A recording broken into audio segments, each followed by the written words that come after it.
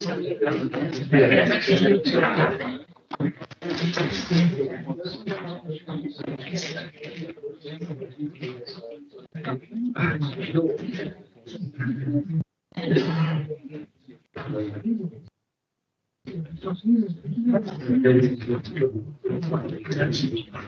evening, everyone. Welcome to tonight's meeting of the Planning and Development Board. I've just noticed my microphone's not working, so members of the public, I'm sure I can rely on you to shout at me if you can't hear what I'm saying.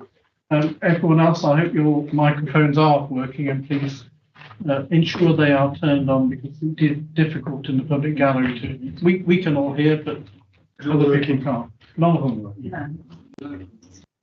Then you're all going to have to shout. So welcome to tonight's meeting. As you may be aware, we're not expecting to hear any fire alarms this evening. If you do hear an alarm, it's likely to be a real emergency. If that occurs, please leave the building by the nearest surface exit, which is likely to be that door. If for whatever reason we can't use that door, it'll be the entrance to the civic suite that everyone entered the building by this evening.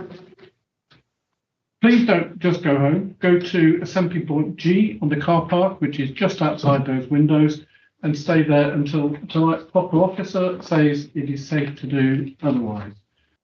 As you know, we have a log of people who are here, which we have to give to the fire brigade, and I'd hate to send a fireman into a burning building to find somebody that's gone to the chip shop. Apologies for absence or members away on official business. Apologies given by Councillor Riley, Councillor Watson, Councillor Fowler, Councillor Clues, Councillor Hayfield, Councillor Davey, Councillor Dervix, apologies from, and Service Councillor Turley, Councillor Gosling, is Councillor O'Phillips, Councillor Rury, and Service Councillor Jackson. Are members happy to note those changes? Yep. At this point, I normally welcome stand-in councillors who are substituting, but you're all regular attenders, so welcome back. That's an exciting chat. I hope it's a useful meeting, but welcome back, everyone. Agenda item number 3 is disposable pecuniary or non-pecuniary interest. Chair, item 5, which is Act 2024-0078, the Breachley Common application. I will withdraw. I'll either stay here or leave at your pleasure. But I won't take part. Thank you. I think we can let you stay there. It'll take you a long time to walk out in any event, so we'll leave it. Councillor Ridley. Good evening, Chair. Again, 5D, I'm a member of Dordon Parish Council, so I won't be abstaining in that vote. Thank you very much. Is everyone happy to note those declarations? Good, thank you very much. The next item of business is the minutes of the previous meeting of the board held on the 5th of August. Are you all happy I sign them as immaculate records? Thank you. Members, you will have, I'm sure, I hope, noticed we have a large number of members of the public this evening. Whilst there is a range of issues members of the public are here for, the two largest ones are land at Rush Lane, Dosthill, and then the land to the east of the former golf course at Alvercote. I hope you'll be okay if we bring those two items to the beginning of the agenda so we don't waste members of the public's time. So given that, we will move first to the land at Rush Lane, Dosthill. We have 4 speakers, the first 3 of which are speaking against the application. The first on my list is Julie Collister, then Mary Taylor, then Adam Barnsley. If the 2 of you would like to take the speaker's chair, That's not correct. Oh, sorry. So the first is Adam Barnsley, then Mary Taylor, then Julie Collister. If same case as the 3 of you would take the speakers' chairs, because moving in between speakers will be difficult.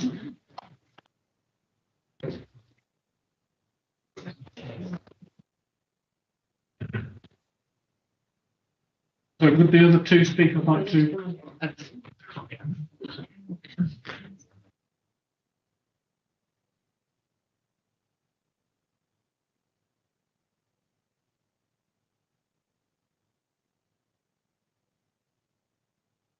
Welcome to the meeting. Mr. Brown, would you like to introduce your report? Right, thank you, Mr. Chairman. I'll just run through the slides because this was raised at the last meeting, and members should be, the members that are around the board table should have recognised the plans, but for everybody's interest, let me run through them again, just to remind you what this is.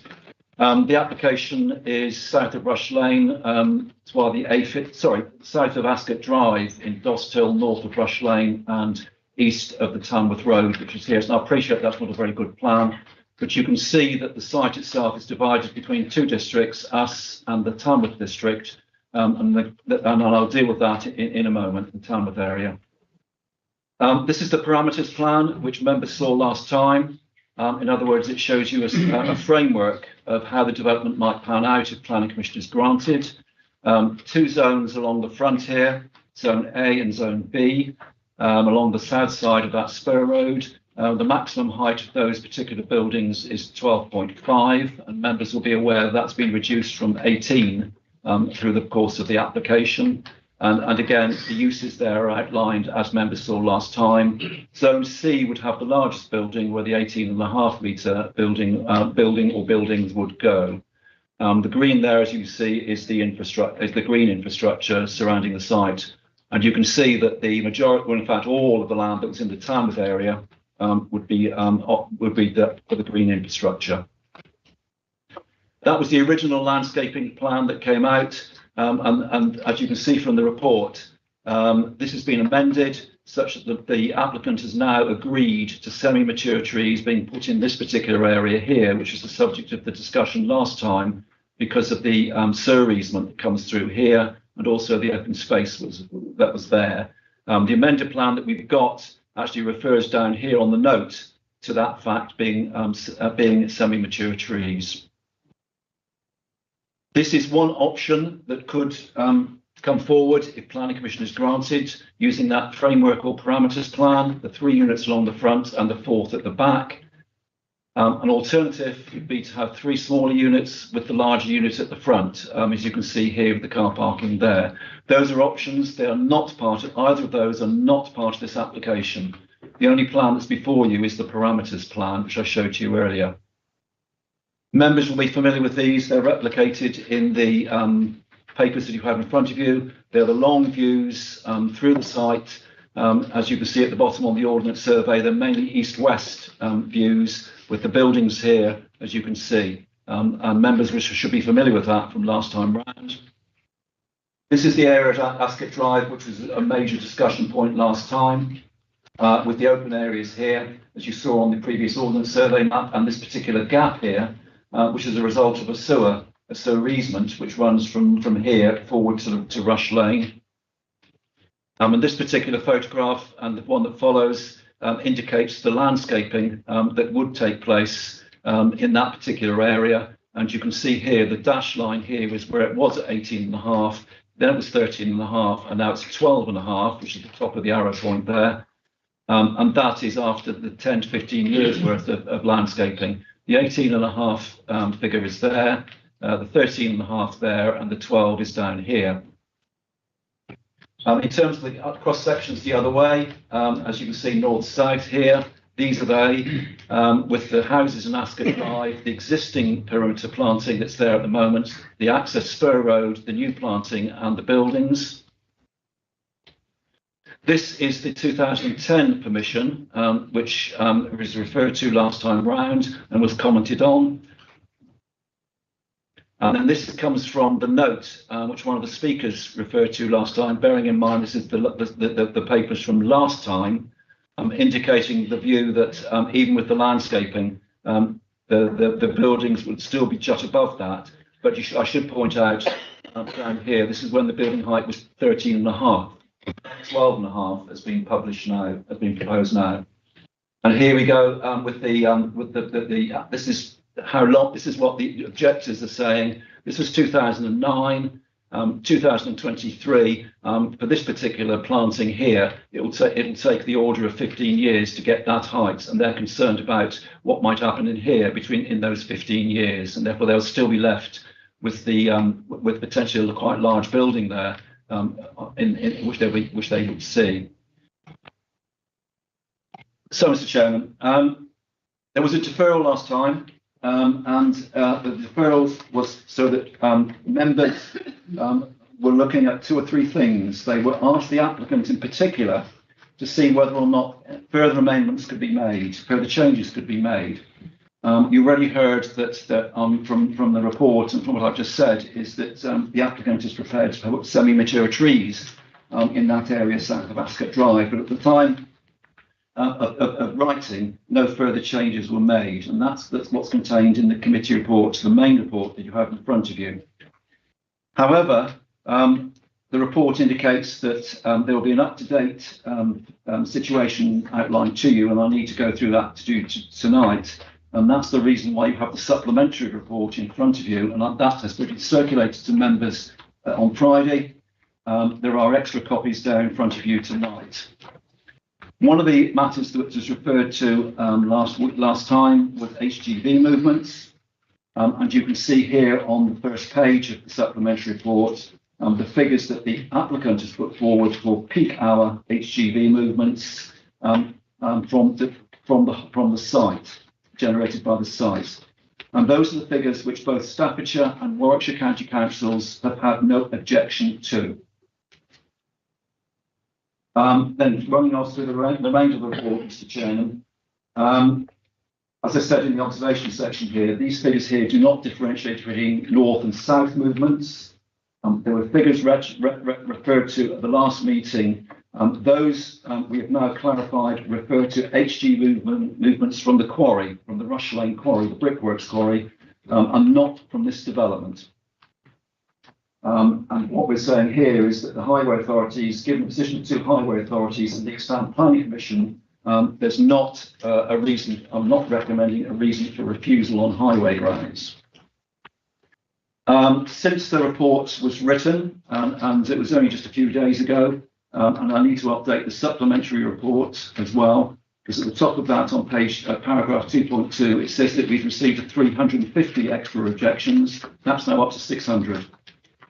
The vast majority of those are from residents in Kingsbury, complaining about or concerned about HG movements through Kingsbury.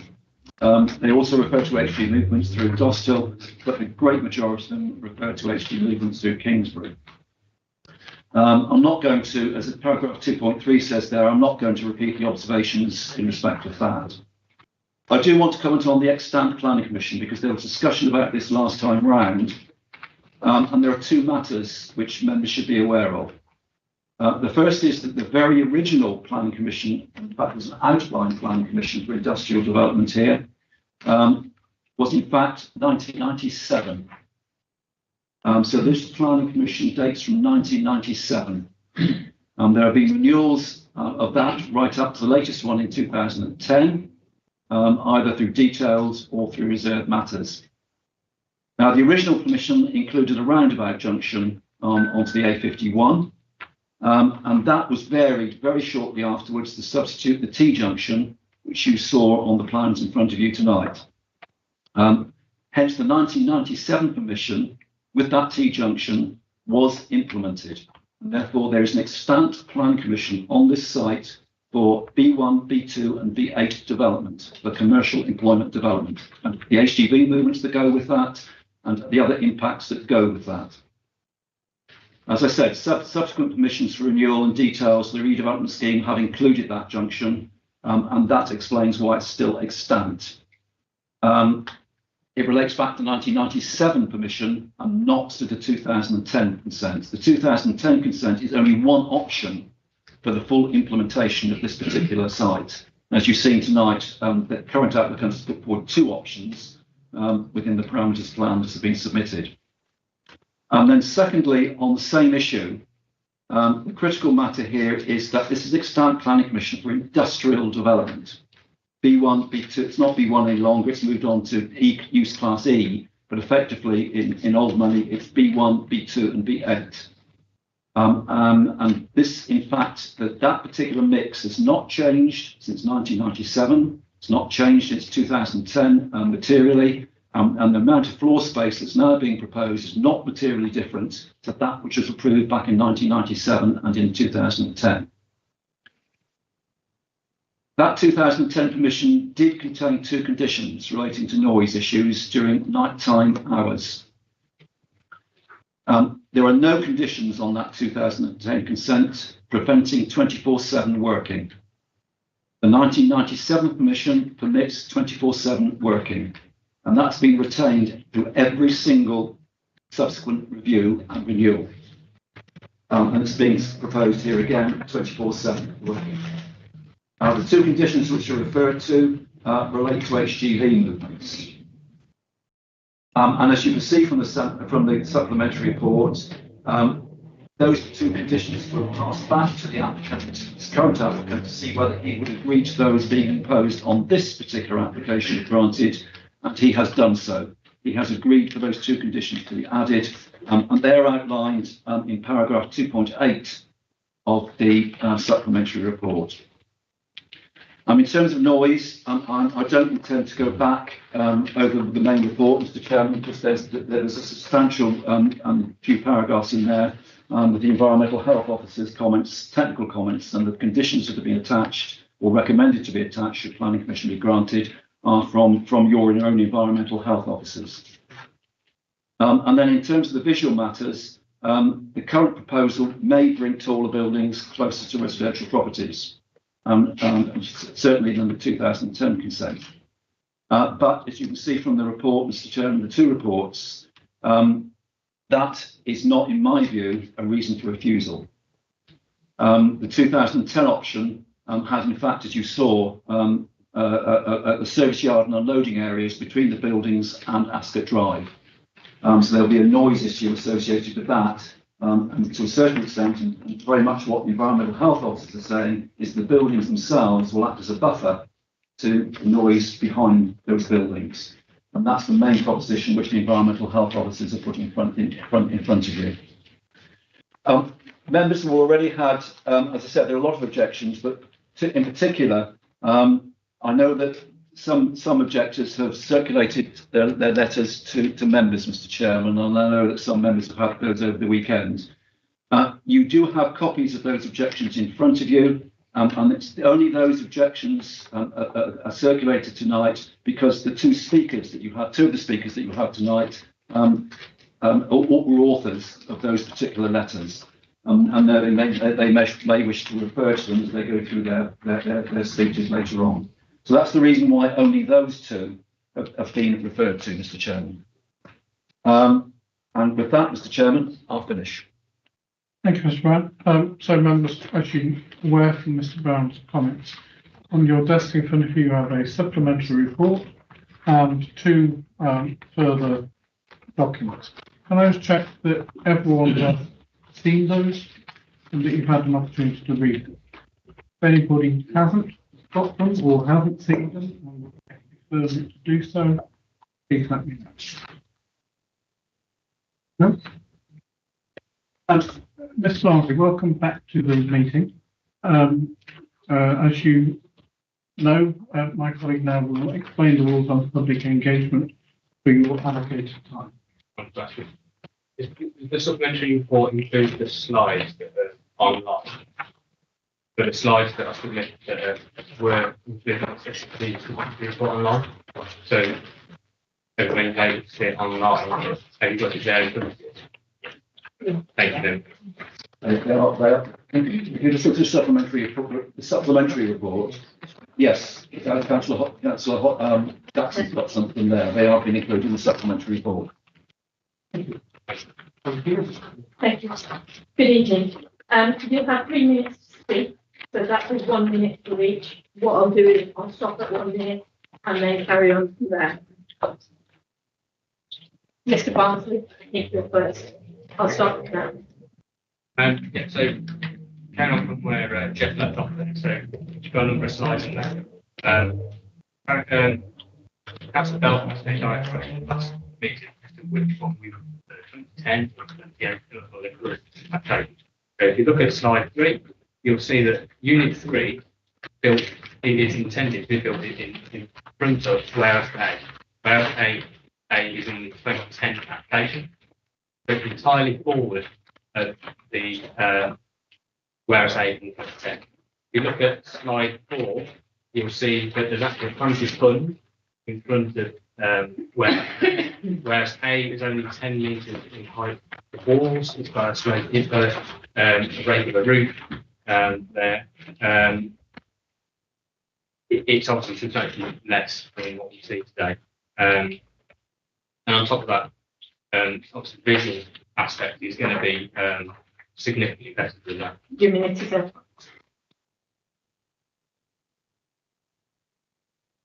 Planning applications are supposed to be treated fairly to enable people to object and voice an opinion. This doesn't seem to appear in this case in this application.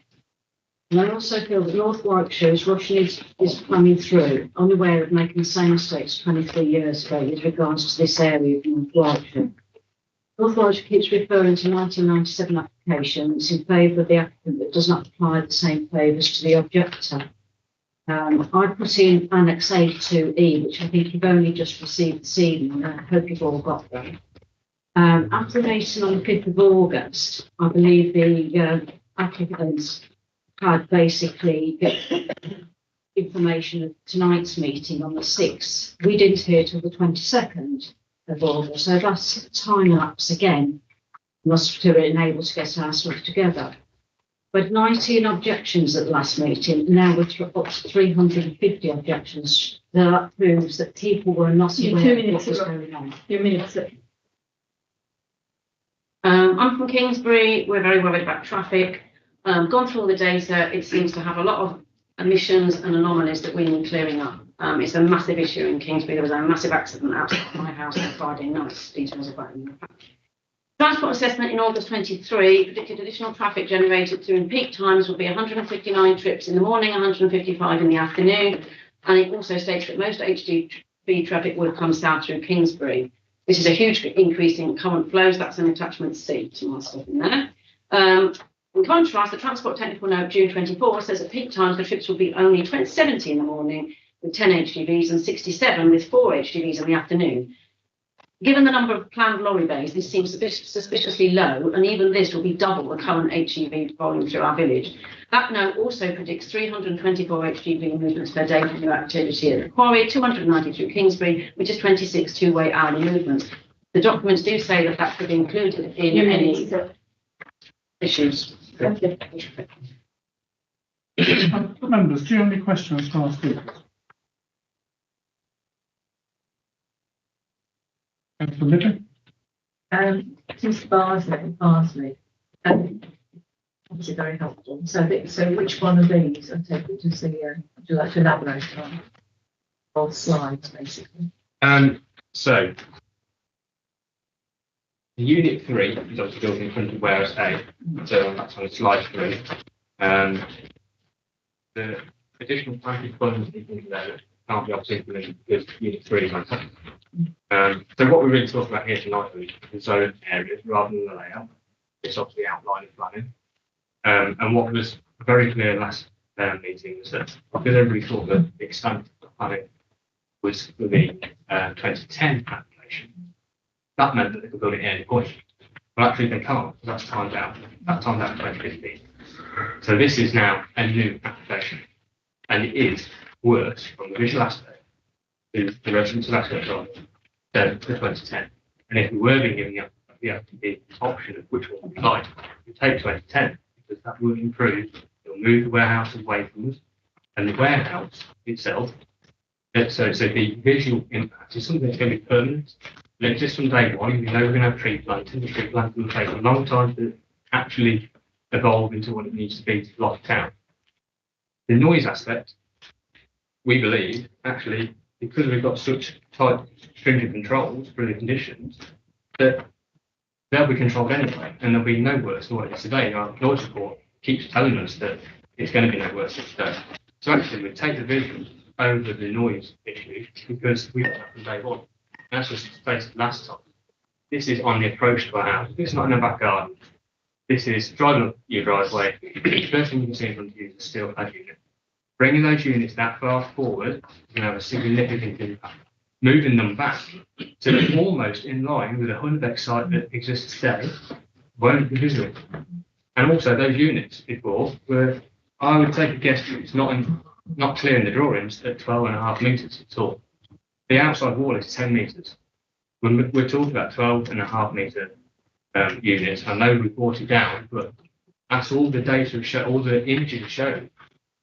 The trees won't just cover that. They will be there in the background. How's that? Could Mr. Brown just clarify that about the extent of the different 2010, 2000 in relation to that? Well, as I said, Mr. Chairman, the 2010 is just one option for the development of the site. You have the option in front of you tonight, and you have to consider that particular development on its own merits. You're being advised there's not a noise issue in terms because of the conditions, and that's explained in the main report. And we're also saying to you there's not a material visual impact. There is an impact. No one's going to deny there's going to be a visual impact, but it's not a materially adverse impact. In other words, is it unacceptable? If it's unacceptable, then in planning terms, then there's possibly a reason for refusal there. We're arguing that it's not unacceptable. Councillor Humphreys? Chair, I was going to ask for a point of clarification from Mr. Brown, actually. If I'm reading this Well, correct. can we do questions to the speakers? Okay, sorry. Well, it was relevant, I thought, because this is outline planning, so buildings 1, 2 and 3 may or may not be there. I think that's absolutely right. Right, so we may not be talking about the semantics at the moment, and it may be there, but it may come along with something totally different. Okay, thank you. Then we also have Councillor Bates. Sorry, in your papers you talk about the data of traffic that's going through Kingsbury, Yeah. and there's lots of different numbers and figures, Yes. etc. So where's this all come from? Where's all the figures? I've got it all from documents on the planning portal. So it's all referenced in there. I think one of the main concerns we've got is that all of the data from various different places, none of it tells us what we think the traffic flow is going to be at night, and it's obviously planned to be 24/7. None of us it rightly, because that's how they have to do it, talks about peak flow in the morning and the evening, fair enough. But obviously this is going to be a 24/7 operation, so presumably the volume of traffic the whole time is going to be greater. I particularly query the thing that's in the supplementary report, because that is very low in comparison with this transport assessment in August 2023. And it's referenced in there, which was that main purpose of that particular document seemed to be to compare the 2010 proposal with the 2023 proposal. And it was obviously the developer trying to say that the new proposal wasn't as bad or was equivalent to. But actually, the amount of traffic that was suggested is from a baseline that we're at now, if you see what I mean, because there's none of those. It doesn't exist yet. If you're seeing my reasoning, there is in your, I think it's attachment C, somebody actually went out this morning and looked at the traffic, and this 70 vehicles in the morning, 70 more in the morning and 10 more HGVs, I mean, it seems really, really low in comparison with what's there already, but that's, even that is it's gonna double it. There is a serious issue in Kingsbury. The traffic, almost everybody in that school crossing, and both schools have to cross the road. I was a teacher at the primary school.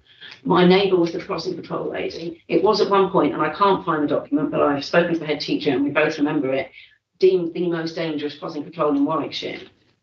And my friend was nearly killed on several occasions. Nearly hit anyway.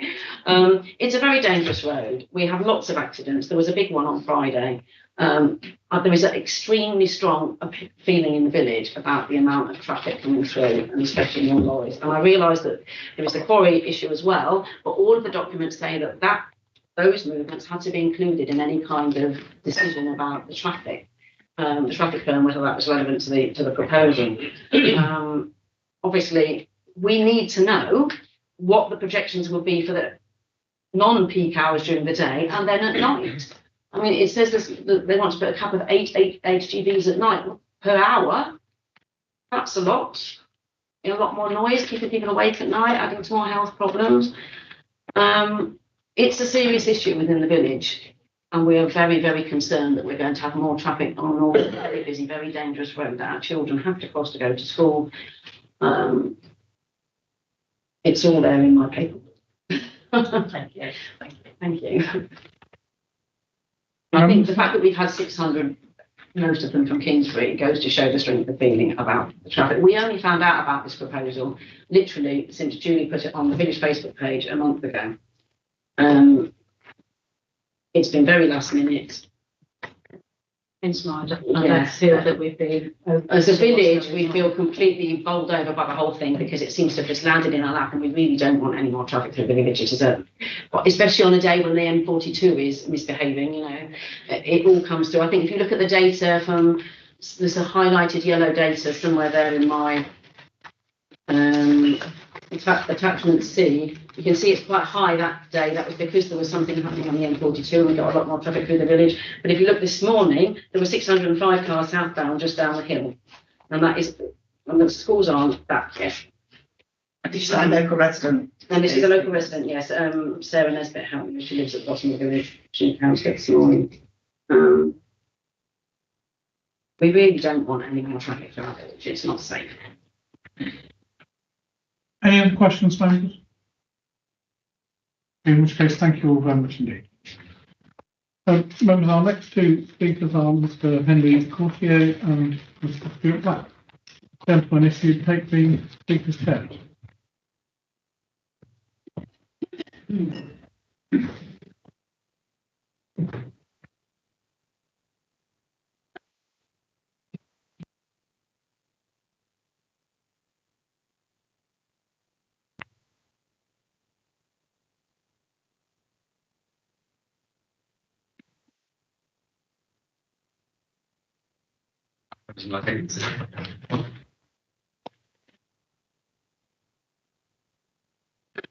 Gentlemen, welcome back to the Council House. As you'll probably be aware, my colleague will explain the rules on public engagement.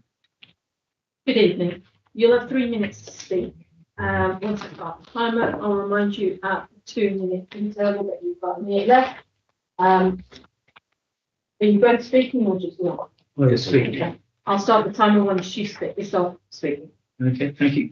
Good evening, councillors. You recall from last month's meeting that I'm here as planning consultant on this project alongside Stuart Black, Development Director of Summits, the applicant and owners of this site. At the request of this committee and responding to neighbours' objections, the applicant has agreed to the planting of semi-mature trees along the northern site boundary where there's an existing gap in the tree line. These are planted at 5 metres height and therefore able to contribute to the visual screening of future buildings at a quicker rate. Since the submission of this application in April 2023, that's 16 months ago, the applicant has undergone many concessions through revisions to the applications in order to appease concerns from local residents. This has included reductions in the overall quantum and height of the development, zoning restrictions with predominant use for research and development and light industrial, and the limitation of B2 general industrial uses to the southern portion of the site. We've taken additional advice from Savills, CBRE and specialist developers to confirm that the range of uses and agreed restrictions are appropriate to present needs. Further restrictions and compromises will likely cause issues from an operational perspective for future tenants, thereby impacting upon the success of the scheme. Furthermore, there is no technical or planning basis on which to restrict occupational hours or the further redistribution of youth classes across the sites, with no objections raised from the council's planning officers, environmental health officers or highways authority. Although not deemed necessary from our perspective on technical grounds, in direct response to recent comments from Mr. Barnsley, the applicant is willing to accept planning conditions restricting the quantum of overnight HGV movements and the use of audible reversing sensors as previously included within the 2010 permission. It should be remembered that this is an outline application, setting the parameters for a market-facing, flexible employment scheme, and matters of detail, including the siting, orientation and appearance of buildings, will be subject to a reserved matters application. This outline application is only considering the principle of use, which has already been established by historic commissions at the sites, and the maximum parameters in which future reserve matters applications can operate. Your 2 minutes are up. 1 minute remaining. Any future reserve matters would be subject to public consultation, scrutiny and consideration by this committee.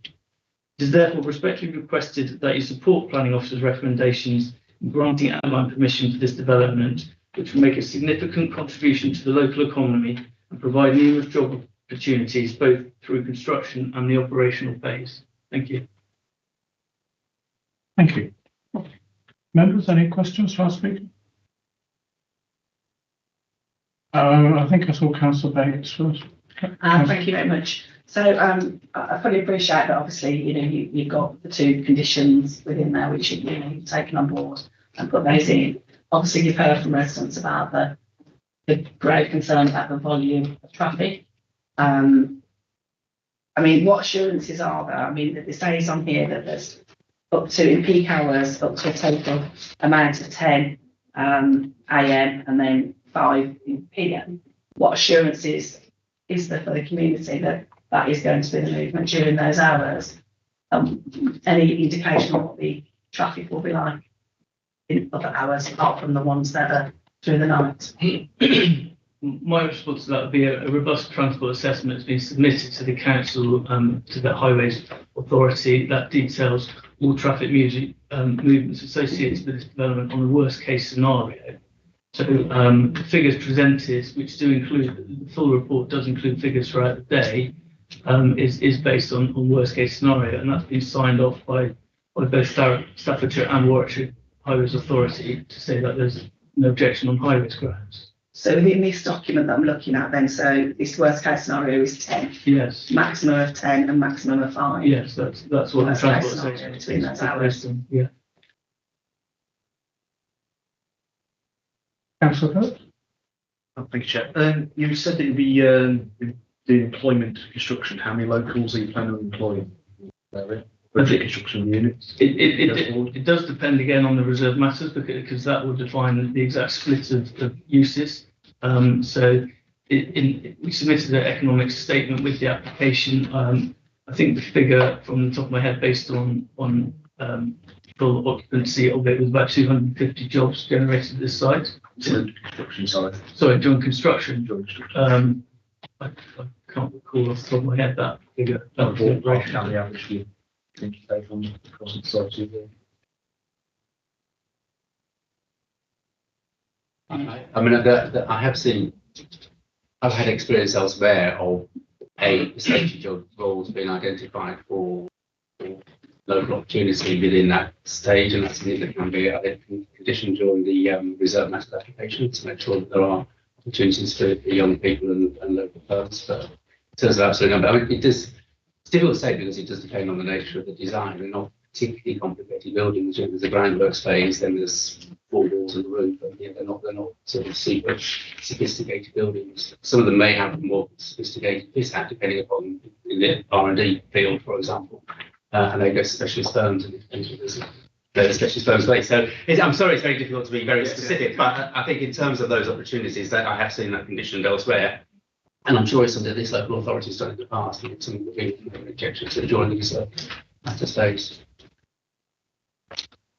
Members, Councillor Jens, as one of the 2 local members indicated previously, in line with standing orders that he'd like to speak, so he is here and would like to ask a question.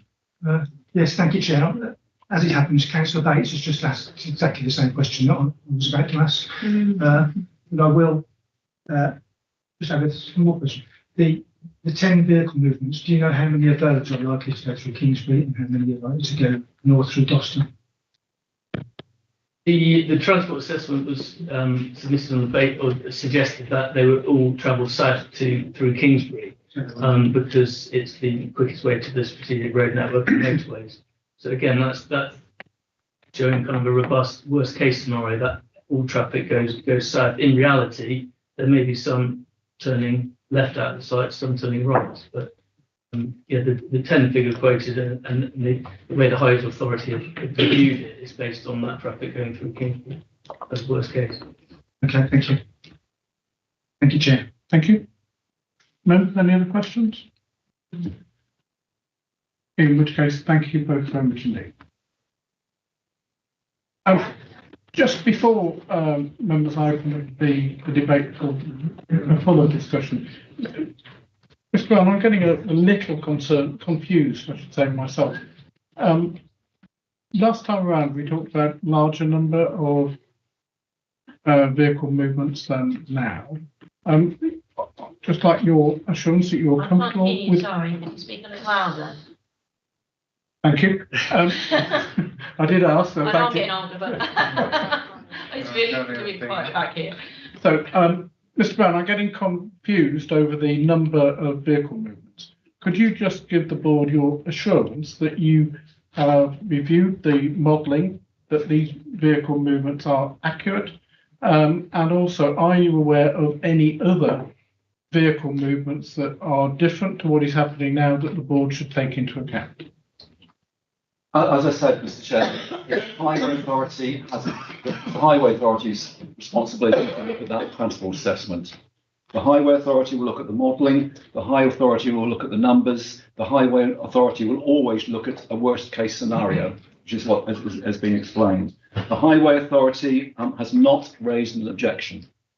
So therefore, I will, as is the statutory Highway Authority, I will run with that particular position. In other words, the figures that are outlined in the supplementary report tonight are those which the Highway Authority has agreed to as well. In terms of additional traffic, and then I did say this by way of introduction, members will know that Planning Commission has been granted, certainly pre-COVID, for the extension of the quarry, the brickwork site. And that will involve extra HGV movements. So that will happen in any event, regardless of whether this particular proposal is approved or granted tonight or refused tonight. On vehicle movements, what I will say is, in respect of what has been said about Kingsbury, this planning commission dates from 1997. Therefore, HG movements were in fact agreed back in 1997, and they would be going through Kingsbury and Dost Hill, and that planning commission was granted. And all the subsequent renewals and options that have come forward, there's not been a highway reason for refusal. As I said before, the mix and the floor space has not materially changed since that 1997 planning commission. So therefore, it's always known that HGV movements would be going, extra HG movements would be going through Kingsbury as a result of this permission, and that extra HGV movements would be coming through Kingsbury because of the quarry extension. Thank you. Members who'd like to speak?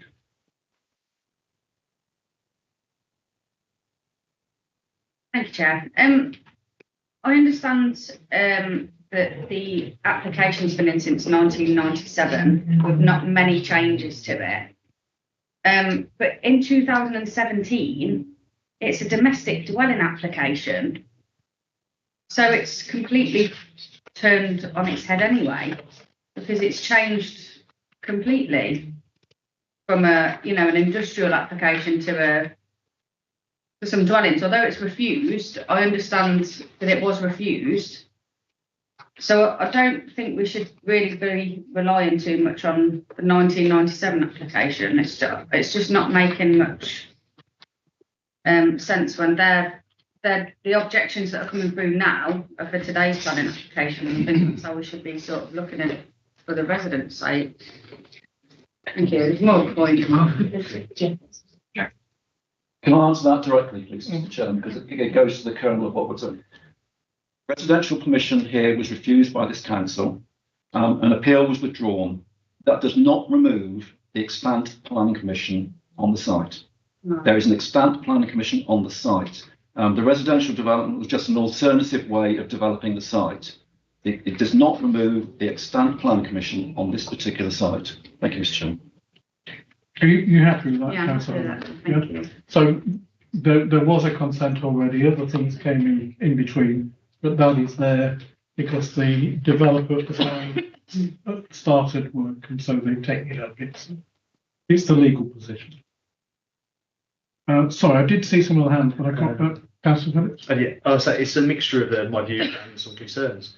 So these units are just cropping up like mushrooms everywhere around here, aren't they? And the 1997 application, even though we do keep referring back to it, there were less HGVs on the road back then. They were smaller, they were less frequent, our roads were not as developed, but at the same time they're not as clogged. So we keep referring back to this has been in the works since 1997. The world was completely different in 1997. We had top of the pops back then. I think on the HGV movements, I think as much as I think that's a good figure, 10, we know there's going to be more. There always is. This is like what happened to TNT round by me. These units might become popular, they might become more used, then you're going to have more lorries parking up, and unfortunately, all the other things that tail with them because there's no structure around there for them to pull up and facilitate themselves. Looking at the older application, going back to 1997, it's very clear that the economy, or the idea was to create about 40 small units so that people could have little workshops, small shops and things like that. More variety of work and technical ability in the area, encouraging growth and economy. These will be, if these go forward, these will be low paid jobs, most probably, and those jobs will be endangered by robots and computers going forward. So you're going to have these units probably put them up with, let's say, local labour, but it won't be because all will need to be built by specialists. And then we have people working in these and tons of lorries flowing through the area. It's really disappointing that we can't. I don't trust county council. I don't put any blame on anybody else. I don't think highways officer knows how long a HGV lorry is now. I think most of them think they're small things. So I don't think for a second they. I genuinely think, like, when they do their road assessments and stuff, I mean, Junction 10, for instance, this is the problem. We're literally arguing against what we see with our eyes. You go to Junction 10, 2 lorries on that, 3 lorries on that, things clogged up. It's like, but highways come along with their divining rod and they'll say, oh, you get 8 cars, 9 cars on there. Fantastic, yes, 9, 10 cars when it's running fine. A lot of HGVs on there. You got backing up all the way to the Kingsbury Bridge. It's ridiculous. I think part of what we're arguing against here is we see what we see with our eyes, we know what we know, and we've got someone else telling us that it's rain falling on us when it's not. Yeah. And that's what annoys me about this. Now, whether we have a right to stop it or not, I don't know. I think the mental anguish that's put on the residents with all the lorry movements, there should be more weight against that. That would be my legitimate planning reason to stop it. Outside of that, it's just my general complaints and grumbles. Thank you.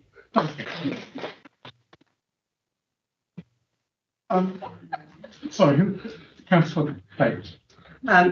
Yeah, I mean, I would like to echo exactly what Councillor Owen Phillips has just said. I think I've got very grave concerns about the number of 10 as being the maximum. Obviously, we know that the quarry is also going to have an increase on traffic.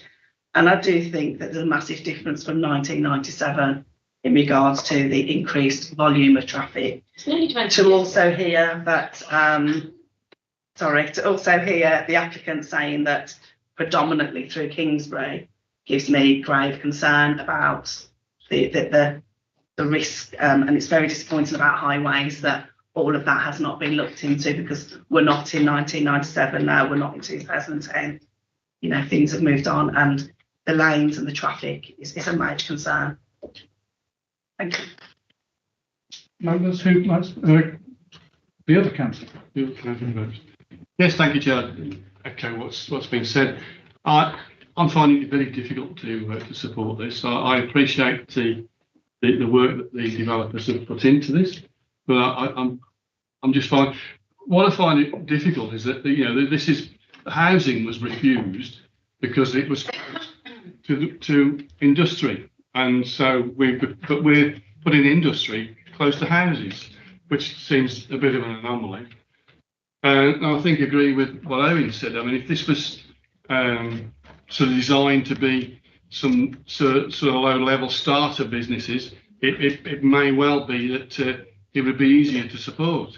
But the fact that this could end up as logistics, and as I say, as Owen has said, the Highways Authority don't seem to understand the problems we've had. I know that the problems are going through Kingsbury. We've also got the problems coming off Junction 10 down Trinity Road, down the old Victorian Bridge at Piccadilly. We've only just solved that problem where we don't get the lorries blocking the road up every day. I can see that starting again if we start with the logistics. I know we're looking at maybes, but once we've had so many disappointments in the past where we say, oh, this won't happen, and once they poured the concrete, we know what happens. I know that we've got little places like this. With the nature of our borough is that it's a disparate collection of small villages, and we've got lots of little bits of industry around the place, not suitable. The roads are not suitable for the high volume, high intensity industry that we have today. We have enough problems, again, as has been said, on the A5, and we're all moan about what's happening on the A5, how it's blocked up. And to build this just on an ordinary A road, I think is not good enough. I find it difficult to support. I'm not going to move against it, but I don't think I'll be able to support it, Chair. Thanks, Mark. Councillor Jens, you indicated earlier you'd like to speak. Is there anything else you'd like to say? Yes, thank you, Chair. I'm not a member of this board, so thank you for letting me speak tonight. I'll try to be brief because I know you've got a long agenda. I've come along not just as one of Kingsbury's borough councillors tonight, but also as the county councillor who represents the area in Dosthill around Ascot Drive that's sort of potentially badly affected by this. I wasn't able to attend your meeting last month, but I note that you deferred a decision until tonight because of concerns around the visual and noise impact. And I agree with the report that we've got before us tonight that it's disappointing that there's not been more movement on that and more of a response to that concern. I do, however, welcome the proposal for conditions to limit the number of movements of HGVs throughout the night and to avoid the noise from reversing overnight. Having said that, I think conditions are all well and good, but only if there's an intention to enforce them, and I would like some assurance tonight that those conditions will be enforced if this application is approved tonight. For the people I represent in Dosthill, my concerns are very much remain as they would have been last month about the noise, the lighting, and the 24-hour operation, and not least the traffic movements. As far as Kingsbury is concerned, I'm a Kingsbury resident myself. I've got the same scepticism that we've heard from other members about that it's only likely to be 10 movements. I think 10 just seems ridiculously low number of vehicles per hour that we're likely to see going through Kingsbury. We've heard about the accidents in Kingsbury. We've heard about the speed in Kingsbury. It really is a dangerous road that passes through Kingsbury at the moment. If you stand by the speed activated sign, which I've done, almost every car that goes past it, well, perhaps every car that goes past it, triggers that activated sign. Some might be only just over 30, but many are much more over that. The pavement at that point is so narrow that it's frightening to walk on, and I'm frightened to walk on that pavement with my young grandson in his pushchair at the moment. If that road has been built today, county highways wouldn't allow a pavement that narrow, but it predates the current regulations. I've stood there and seen lorries hurtle down that road, and it really is frightening. And I don't want to cast aspersions on HGV drivers, but I've seen HGV drivers on their mobile phones hurtling down there, and they don't necessarily look where they're going. Last year or the year before, a car came off the road at that point, demolished the fence of the local nature reserve, and almost killed somebody. As one of the speakers tonight said, there was a car accident only last Friday. Somebody had to be cut from the vehicle, another person had to be taken to hospital, and that was the second serious accident on Coventry Road in that week. The thought of even an extra 10 vehicles now going through the village is not something I can contemplate. As I say, I'm not a member of this board. if I was chair, I would vote against this tonight, and I ask the board to do just that, to turn this application down. We've had 600 objections. It's clear that it's not just me and Councillor Bates as councillors. The feeling of the community in Kingsbury and industrial is that this is just totally unacceptable, and I ask you to turn it down. Thank you. Thank you. Councillor Watson. Yes, thanks, Chair. I mean, just sort of clarity, if I may, from Jeff. We've heard lots of conversations about the scepticism around the number of HGV movements. I presume the highways authorities would have reviewed it each time. We're not working on 1997 numbers. The 10 numbers are current up-to-date numbers from the highways authority, and so I think that's correct, Mr. Chairman. Every time an application comes in, the highway authority will look at it afresh. So they've done that with this particular application. So what their no objection relates to the particular circumstances today, and not what it would have been in 1997. Okay, thank you. That's good. And the second one is, we talked about the 1997 and subsequent, but this planning application has been approved, hasn't it? So the outline application has already been approved. There's an outline planning commission for, as I said, in old money B1, B2, B8. I must make it absolutely clear, this is not a logistics park. It's been referred to. It's not a distribution park. It's a mix of uses, light industrial, general industrial, and some distribution. It's not a total B8 development, as you would have perhaps up at Junction 10. So point of clarity, if it's already been pre-approved, why is it back in front of the board, I guess, is my question. Sorry, Mr. Chairman, that was an outline planning commission. This effectively is the details of that, following on from that outline. Although there are no details of the actual buildings on the site. No, that would again follow on. Okay, thank you. Councillor. Thank you, Chairman. Yeah, I've really got a lot of sympathy with the residents, both Dosgill and Kingsbury, and I've listened to what they've said. And I've also shared a lot of the views of some of the councillors opposite and behind me that have spoken. However, we are required as a planning board to look at this in the context of planning law. And it is extremely difficult. We have got extant permission on this site, and we can't get away from that. Highways, no matter what you might think of them, have looked at this. They've looked at the traffic assessment. They've come up with the numbers. They've got no objection. And we all know that we cannot object on highways grounds if that's the case. I think, and the other thing to say is that it is an outline, as Mr. Brown's just said, and the detail of this will come back to us at some point if this is approved. The other thing I'd like to say is I think the applicant in this case has listened quite a lot to the residents.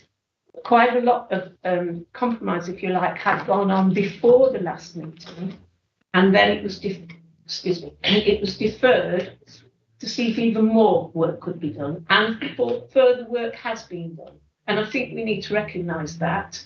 Whilst they are, if you like, protecting the possible workings on this site, they have gone quite a long way to meet the residents' concerns.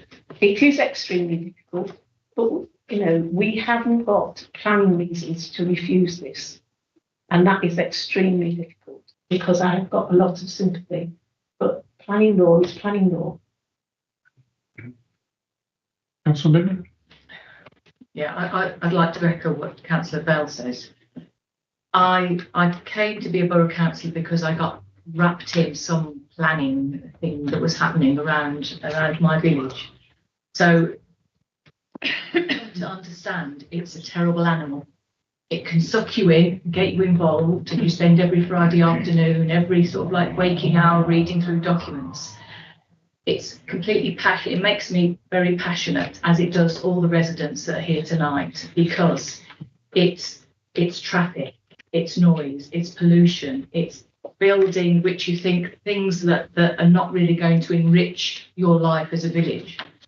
But sitting down in the cold light of day and looking at it as a planning officer with responsibilities, it is very difficult, as Councillor Bella said, to be able to refuse it upon planning grounds.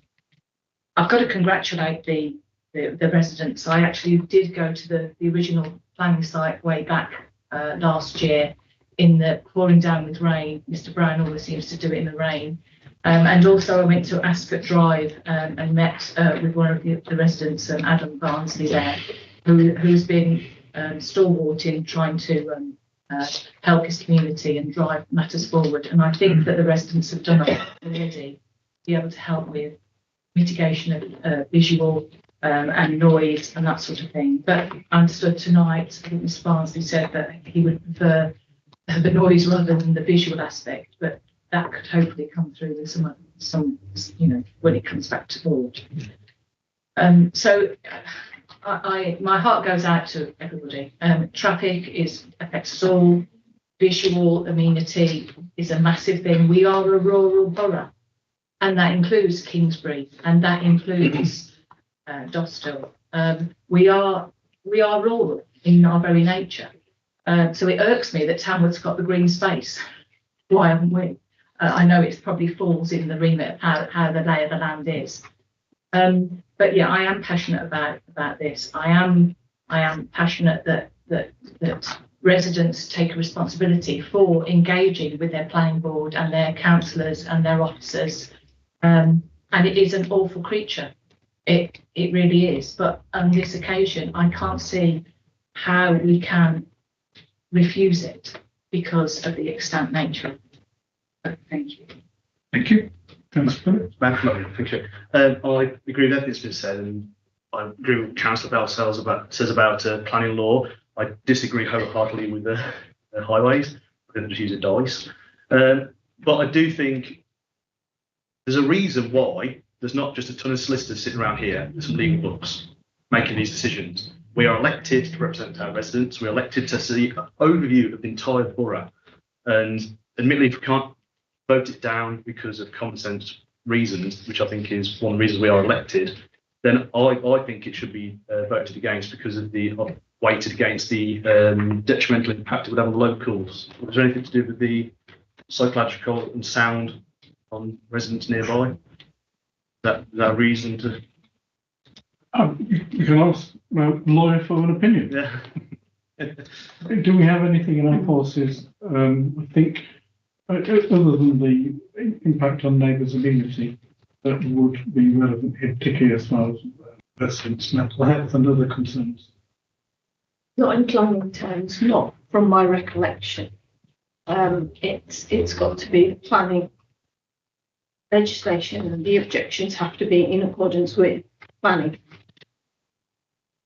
So, sorry, Councillor Phillips, you still need a planning. Thank you. Does anybody else wish to speak? Councillor Humphrey. I just wanted a bit of clarification, if I could, Chair. Is the extent planning application a full planning application, or was so? What's the drawings indicate what they were going to put there, or will they have to come back to? As I replied earlier, it's outline planning. Okay, I missed that point. Thank you very much. But I'd just like to follow up on that, really, because a couple of people have referred to the previous outline consent, which indicated more smaller units. If this is granted tonight, does that supersede, or are there two outline consents, either of which could be implemented, given that, if you like, the existing one is law at the minute? The extant planning question is 1997. 2010 consent is an option, a detailed option, detailed way of following that outline. It's only one option. That will now not be built out because time has expired. This, if it's approved tonight, will just be another option for the layout of this particular site. Thank you, Mr. Brown. Members, I need a proposal, please, to move forward. Councillor Bell. Propose the recommendation. Thank you. We need to vote on this, so I'll second the proposal. So the proposal, members, I have in front of me is that planning permission is granted based upon the conditions set out in the report. Does anybody else wish to speak before we move to a vote? And I propose refusal, please, given on the impact of traffic and all of the things that have been discussed today, and taken on board, the community and the impact of traffic and volume and safety reasons. Thank you. Thank you. I need to come back to you for some documented reasons, but let's take the vote and see where we go. Is that seconded? I'll second that. Thank you very much. So we have two proposals, one for permission to be granted, one for refusal. I heard granting first, so we'll take that one first. Can I have in favour of granting consent?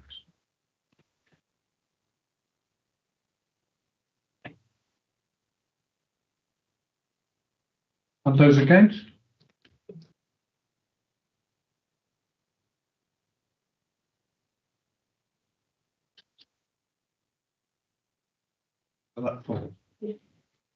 Sorry. Grant is 6 against, grant 6 against 4.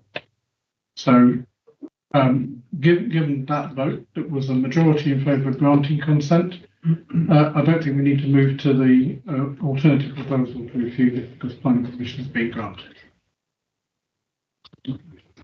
Members of the public, I'm sorry, that's probably not the decision you wish to hear, but that's the decision. If anybody would like to leave the meeting, you're more than welcome to do so, or you can stay for the rest of the agenda.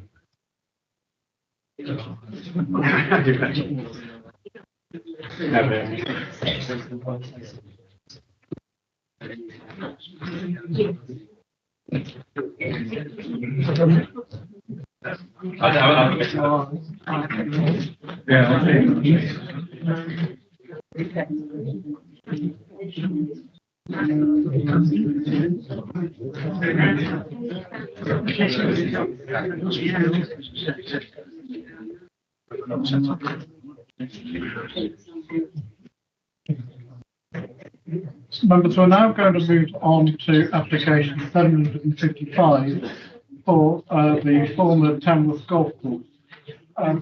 We have 5 speakers. Thank you.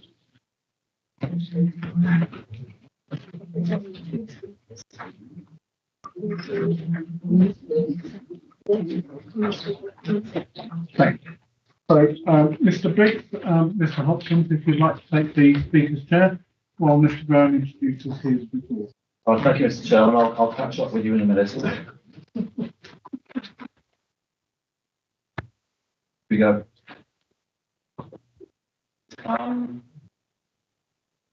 Right, the plans that I'm going to show on the screen are papers that are already in your in agenda tonight. So therefore they should not be new to you. The application site is at the top there. You can see the red line. You just get directions right. The M42, Polesworth and Dordon, the A5, Junction 10, B5000 runs along this particular southern end of the site. The canal through Alcott is at the top here, and you can see the West Coast Main Line curving around there. This area here was the former Tamworth Golf Course. That is now developed. Obviously, the Ordnance Surveys was allowed to date. In terms of the original site plan, then that's below, and you can see that the original site included this land here on the east side of Roby's Lane. If you can compare that with this particular plan up here, you can see that that's been omitted from the current plans. Just as we had before, Mr. Chairman, you've got a parameters plan, which we just looked at in the last application, which is the one below there, the bottom one there. And that is, again, a framework or a skeleton layout as to how the actual development might pan out. There are several references in there, which members can probably see from their own papers rather than on the screen. Up to 50% of the site is green infrastructure. The community hub and central area will be in the centre here. The sports fields will be down here. This particular vertical line is because of an overhead pylon, and therefore the easements and issues that have to go with that. And this is the area of land that would be still included on the east side of Roby's Lane, together with the hedgerow enhancements along that side, and an area up here of green space, green woodland, south of Alcott Wood. So that's the parameters plan. That's the plan that if Plan Permission is granted tonight, you would be approving. This is, like we had in the last case, this is an illustrative layout of what might happen. Again, you've more detail on the agenda plans, probably is a greater scale. You've got the access here opposite Chiltern Road, the new roundabout going in here, with the access linking into Roby's Lane here.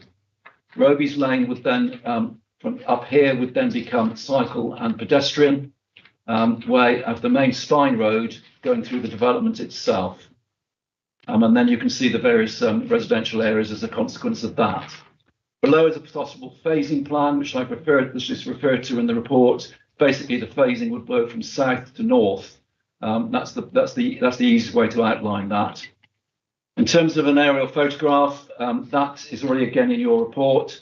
That shows you the site outlined in red. Particularly now, you can see the Tamworth Golf Course and that development on there. That's much more up to date than the one you saw before. Again, this is the original site, which you can see here, including the land over here in the strategic gap, and you can see what's being proposed at that time. 150 plus houses plus the school would be in that area down there. And then these are the road improvements, the new roundabout junction and the improved access from Roby's Lane, access from Roby's Lane onto here. I'll leave to that, Mr. Chairman, because those plans are already in your papers that you have in front of you. Supplementary report has had to be circulated again, and that was because when the original main report was written, we hadn't had the full formal response from the County Council's Highway Authority. They'd indicated all the way through that they had no objection in principle, but they wanted to look at conditions and Section 106 issues, and that's what we were waiting for. That came in on Tuesday last week, and the supplementary report has been circulated to you on Friday. And again, there are copies circulated on your desks in front of you tonight. Right, I want to go through the supplementary report, I think, Mr. Chair, and that's the easiest way to deal with this first. First of all, this is a strategic residential allocation, H5, in the local plan. Members will know that particular figure. However, there's still some conflict with the strategic gap, as I've outlined in the report, and if you can see on the slides. The area of land that's included in the strategic gap amounts to 10% of the application site.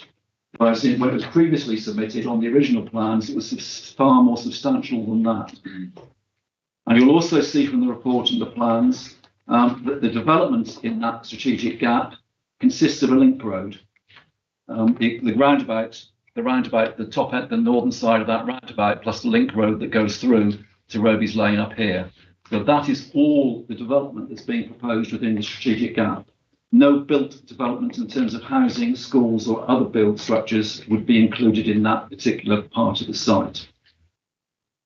Clearly there will be some conflict with the strategic gap policy, and members are aware of that, particularly on the wording of the H4. However, our view is that is not fatal to this particular case, and there are two significant reasons for that. First of all, both Staffordshire and Warwickshire highway authorities agree this is the only way to get a deliverable access into the allocated site. This is a major strategic residential allocation in our up-to-date local plan, and the only way to get into it from a highway point of view is off this roundabout. So therefore that has to include land east of Roby's Lane. What the applicant has done is only provide that roundabout and access. He's now withdrawn all the other development that was in the strategic gap. And that's an important difference, I think, when members like to consider what happened at Junction 10 and the recent inquiry that held down there. There are significant differences between that particular proposal and this one. And also, if you look at the actual wording of H4, you'll see that there's far less harm being caused here, visually and spatially, to the strategic gap than there would have been, or there was, on the appeal just been dismissed at Junction 10 down on the A5. It's also a substantial weight that there have been no objections from the main statutory and other main consultees. None of those at all, and those are recorded in the reports in front of you. As you can see from the report, there are issues in here. Almost 50% of the site will be open space, green infrastructure and sports pitches. It's a primary school, it's a community hub, and significantly, the applicant has agreed to 30% affordable provision on site. The policy says 40%, and we went through a viability exercise, and the district valuer recommended 30%, and the applicant has gone with the 30%, despite the reduction in numbers in houses. There are some still key issues. Clearly, Alford Woodland Protection is an ancient woodland, and that's figured quite significantly in how the layout is being drawn up. But the parameters plan has explicit recognition of that, with the green infrastructure around it, particularly to the south, and also to the west, to give us a substantial buffer between that woodland and the housing development. Condition 11 also explicitly recognises Alford Wood as part of the landscape management planning that has to go ahead with this planning applications agreed tonight. The highways, as I said, there are obviously concerns about that. The updated response is in the supplementary report in front of you. And clearly the issues there were the Polesworth Canal bridges, which the Metro County Council is not now pursuing. The central junction in Polesworth, the Bridge Street junction, where the county is seeking a contribution towards a traffic signalisation improvement there. We're also concerned about the Alford end of the site. And again, you'll see from the supplementary report how the County Council proposes to deal with that. The County Council has also suggested improvements of connections through to Birch Coppice and to Polesworth School. And again, those issues are covered in the supplementary report for you. A substantial part of the report, Mr. Chairman, deals with section 106 for obvious reasons. And members who are familiar with 106s and who have sat around the table here and dealing with 106s will realise this is the biggest that this council has ever dealt with. We're talking about for something like £30 million in section 106 contributions. So therefore, the main report goes through each of those contributions, each of those particular obligations individually. They will not be added to. The applicant has agreed those terms and conditions in general terms, and as you can see, they will not be started again because there are no further requests beyond what's actually in the report in front of you. The report has spent a lot of time going through whether those particular obligations and contributions are still compliant. In other words, whether they meet the statutory tests. They can't go in 106 unless they meet those statutory tests, which is why the report deals in some detail with those tests for each of those particular contributions. And you can see that the main issues, the main ones that are really important are the education one, which takes up the 3/4 of that total sum, the health issues, in health facilities, the recreation open space and ones, and affordable housing. Those are the main ones which contribute to that 106. Just 3 areas involved. I just want to conclude it, please, Mr. Chairman, in terms of the 106.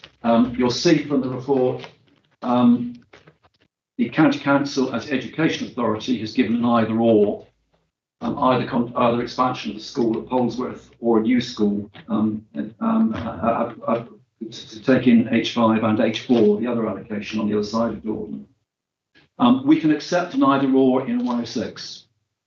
That can be worded legally as an either/or, and the applicant has agreed to that. However, the contribution which the County Council is asking for includes some non-statutory education provision, and that needs to be challenged both by the applicant and by us.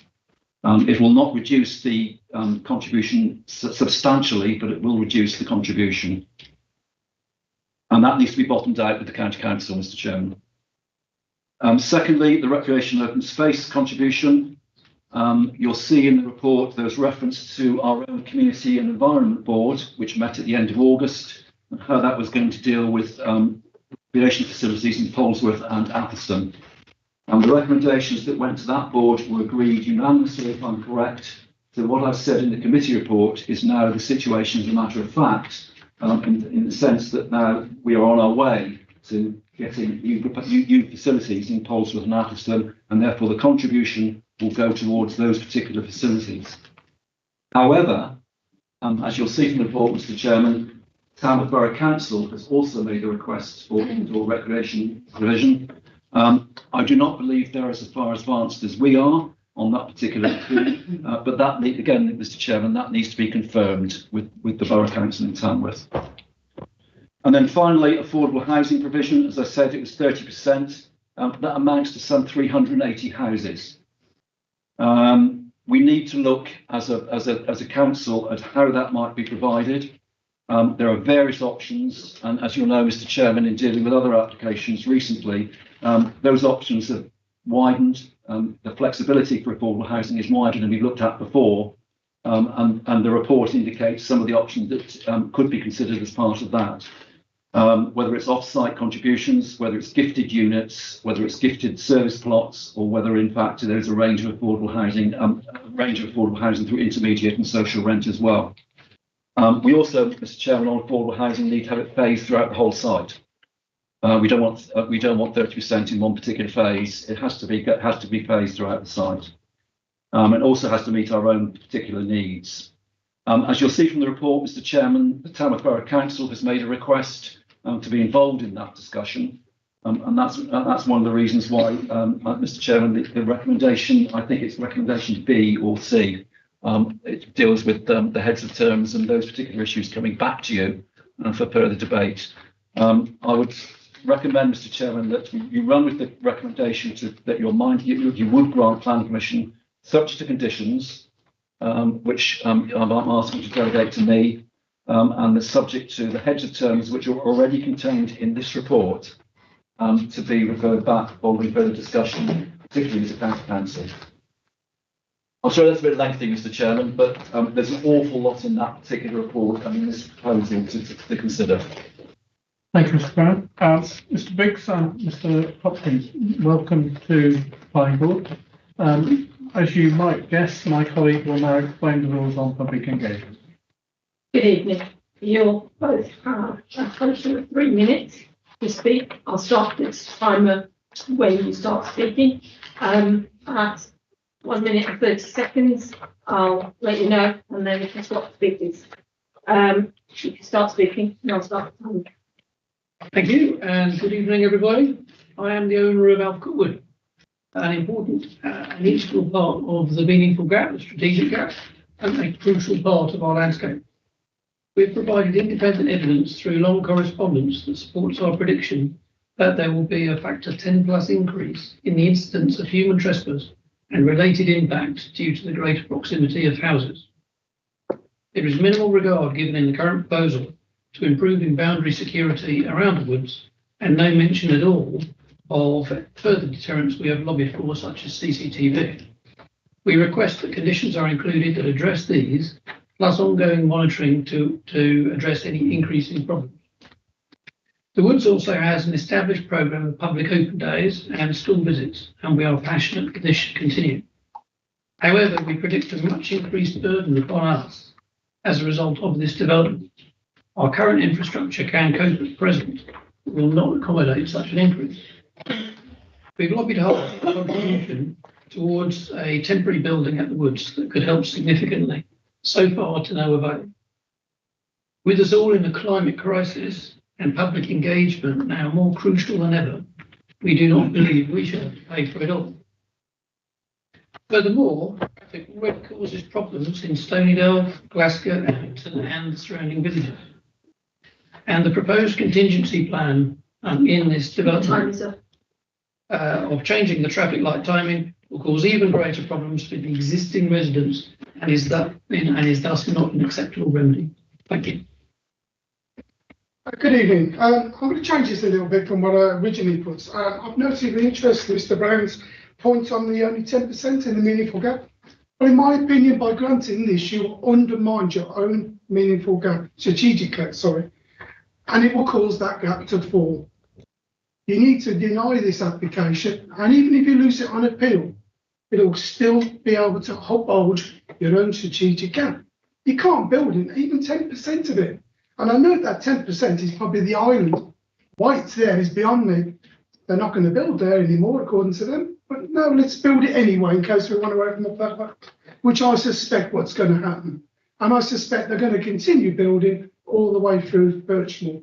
And it's going to be a nightmare for not for the people of Warwickshire. We've got 23 teams play there and multiple sports going on. And we do cause problem with traffic. And to put another sports centre just around the corner is lunacy, absolute lunacy. They haven't looked at this correctly. Then you've got the traffic that's going to go to Poleswood, maybe. I suspect most of it's going to go into Stanidog. And that's already blocked up. And if it don't go that way, it goes through Shuttington and they'll go through Old Amington, which if you know that area, is going to be a nightmare for the cars going through there. As for the charity island, which is North Warwick Recreational Ground, that island is going to require land to be compulsory purchase. I don't care what it says on that. You're not going to go that close to our fence where children walk through, hundreds of them, every weekend without claiming that land. I'll miss out the rest. Thank you both very Thank much you. indeed. Thank you. Members, Councillor Hope. Yes, the woods. What prevents people from ingressing to the wood at the moment? Ingressing to the wood? There's a simple barbed wire fence, which is gradually falling apart, if I'm honest. but we've had many problems over the years where people have just simply jumped over the fence, or where they have literally cut the fence and either walked through or ridden motorbikes through and so on. So there is an existing problem, but we can cope at the moment. We've got the battery-powered SIM card cameras, which are pretty rubbish, but at the current level, we can just about cope with monitoring the situation and responding when we have to. But we're anticipating, as I said, a major increase in these incidents, and that could change it from being sustainable to being very much unsustainable.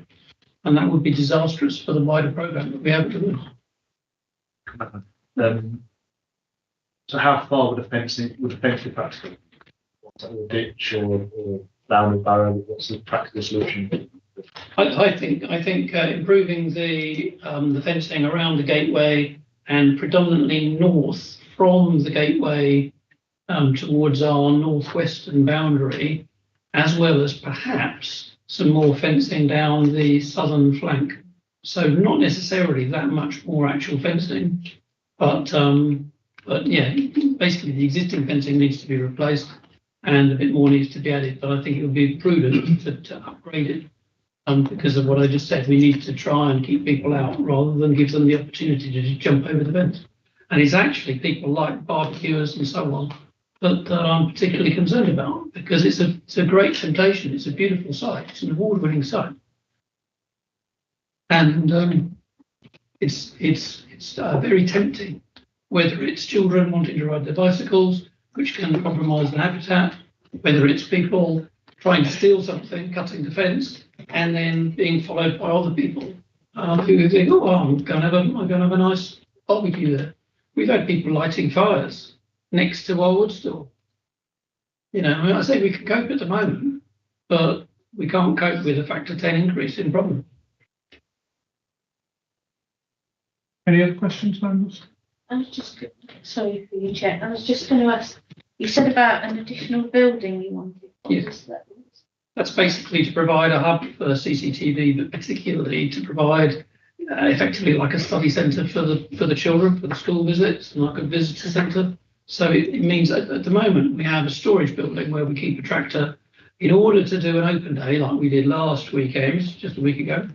And we have to take the tractor out, set everything up, which takes about an hour every time. And then we run the event with however many people come. Sometimes it's as few as 2. Sometimes it's 52 come during the day.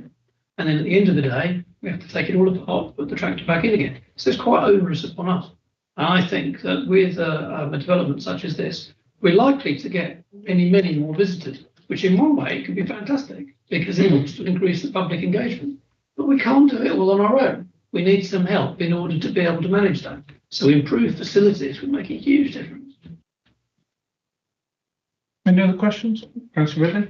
Can I just ask if you've had a conversation with the land management ownership of people that plans in? Yes, absolutely. Yeah, I've been in long correspondence with them. And it's been positive or not? If I'm honest, they've generally not replied. We have had a meeting on site with them where we asked them about this particular issue, the boundary security, and they said that because I'm a private landowner, they can't make any contribution because it is perceived as potentially being a bribe. It falls foul of the bribery regulations. I'm no expert on that at all. I'm just trying to take care of the woods. A new community could be quite positive, you say, for the. I think so. Potentially, I think it potentially it could be a fantastic. I think the development includes a huge amount of green space. I think that is excellent, and the buffer planting next to the woods, and in fact that I had with the developers, we were actually requesting a water feature like a moat, go on the western side of Roby's Lane, try and deter cats, as domestic cats coming in from the houses towards the woods, decimate our vole population, which means fine. Developers have actually been extremely clever in how they have incorporated a SUDS feature, a drainage feature, which perhaps they needed somewhere anyway, but they've incorporated that, and as far as I'm concerned, hopefully it will achieve that particular aspect of deterrent that we were asking for. So that's very good. It's just there's nothing else that, that we need. So they've listened. They haven't actually replied to me at all, but in terms of what's been submitted, I can see that there are improvements. So I think there are some aspects which are very good. I think that the green space, the habitat, potentially will improve massively. And that's to be applauded.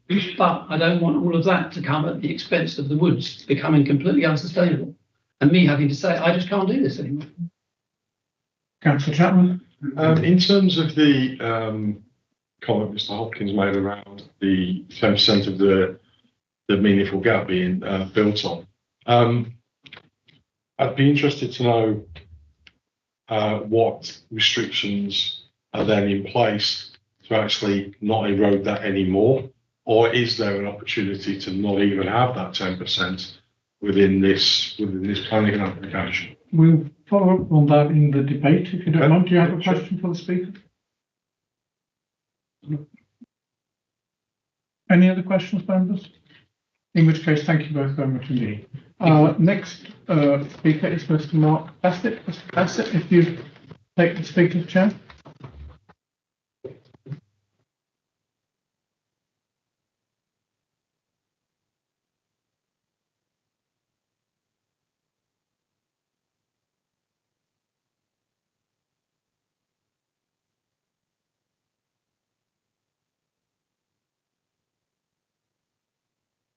Mr. Bassett, welcome back to the Council House. Welcome to the meeting board. My colleague will now explain the rules on engagement for public speaking. Good evening. You'll have 3 minutes to speak once I start the timer. I'll start it when you start speaking. I'll remind you at the 2-minute mark that you've got 1 minute left. Good evening. My name is Mark Bassett from Frees and I represent the applicant Hallam Land Management. Presentation of this application at Planning Board is the culmination of over 6 years of collaborative work with the Council, bringing the site forward through the local plan and engaging with officers and members to formulate the scheme from 2 to 9. The vast majority of the site is allocated for residential development in the local plan. All of the housing, the primary school, the community hub and the sports facilities are west of Roby's Lane within the boundaries of the allocation. The only exceptions are limited to the principal roundabout access and associated road, together with buffer planting to Albert Wood. These are to the east of Roby's Lane, and the access roundabout is a necessity on the advice of the Highway Authority. Members will be aware that through the course of the application, the applicant has removed all of the proposed development from east of Roby's Lane, and this has reduced the total number of dwellings from 1,540 to 1,370. Policy LP4 strategic gap requires that the development does not significantly adversely affect the distinctive separate characters of Tamworth and Polesworth Dordon. The revised scheme meets this objective. The roundabout and access road will not erode the separate characters of the settlements, and the applicant has worked tirelessly to minimise any development east of Roby's Lane. The creation of the master plan has centred on 2 key principles: a green infrastructure-led layout and protecting existing assets, particularly Albert Wood. Buffer planting to the west and to the south of Albert Wood, including outside of the allocation, and generous standoff distances will protect the wood from the development, and this has been demonstrated through the submitted environmental statement. Over 34 hectares, almost 50% of the site is green infrastructure, and provides the parameters for housing development to be integrated with and around a series of open spaces, structural planting, walking cycling routes, children play spaces, sports pitches and ecological areas. This will create a highly attractive living environment. Warwickshire and Staffordshire County Council nor Highways England have had any objections to either the original or the revised scheme and have carefully considered the impacts based on traffic modelling. The highway mitigation identified within the transport assessment and the delivery of the various site works can be secured by condition. This scheme provides infrastructure. On site, there'll be a two-form primary school, a local centre including retail and potential health community uses, extra care units and sports pitches. Financial contributions towards secondary education, healthcare and public transport. Although the application predates the Environment Act, it nevertheless offers 16% BNG. The scheme provides 30% affordable housing. Residential allocation is one of the largest in North Warwickshire and is critical to both housing supply and delivery of housing targets. The step trajectory of the local plan, coupled with central government's proposals to increase housing targets, emphasises the importance of this site. We note the recommendation that the final heads of terms will be subject to further board approval. The scheme is in accordance with the relevant policies of the development plan, and we urge planning board to grant permission. Thank you very much. Councillor Rhodes. It sounds like everything, so the infrastructure, everything's brilliant, so the sort of things we asked for. I commend your ability to try to keep cats out. If you find a way of stopping cats without hurting them, it sounds like you're doing that. It seems to me the woodland's going to be a fantastic selling point, and just to be good neighbours, is there any way you could facilitate that request, fencings and high density shrubbery or something?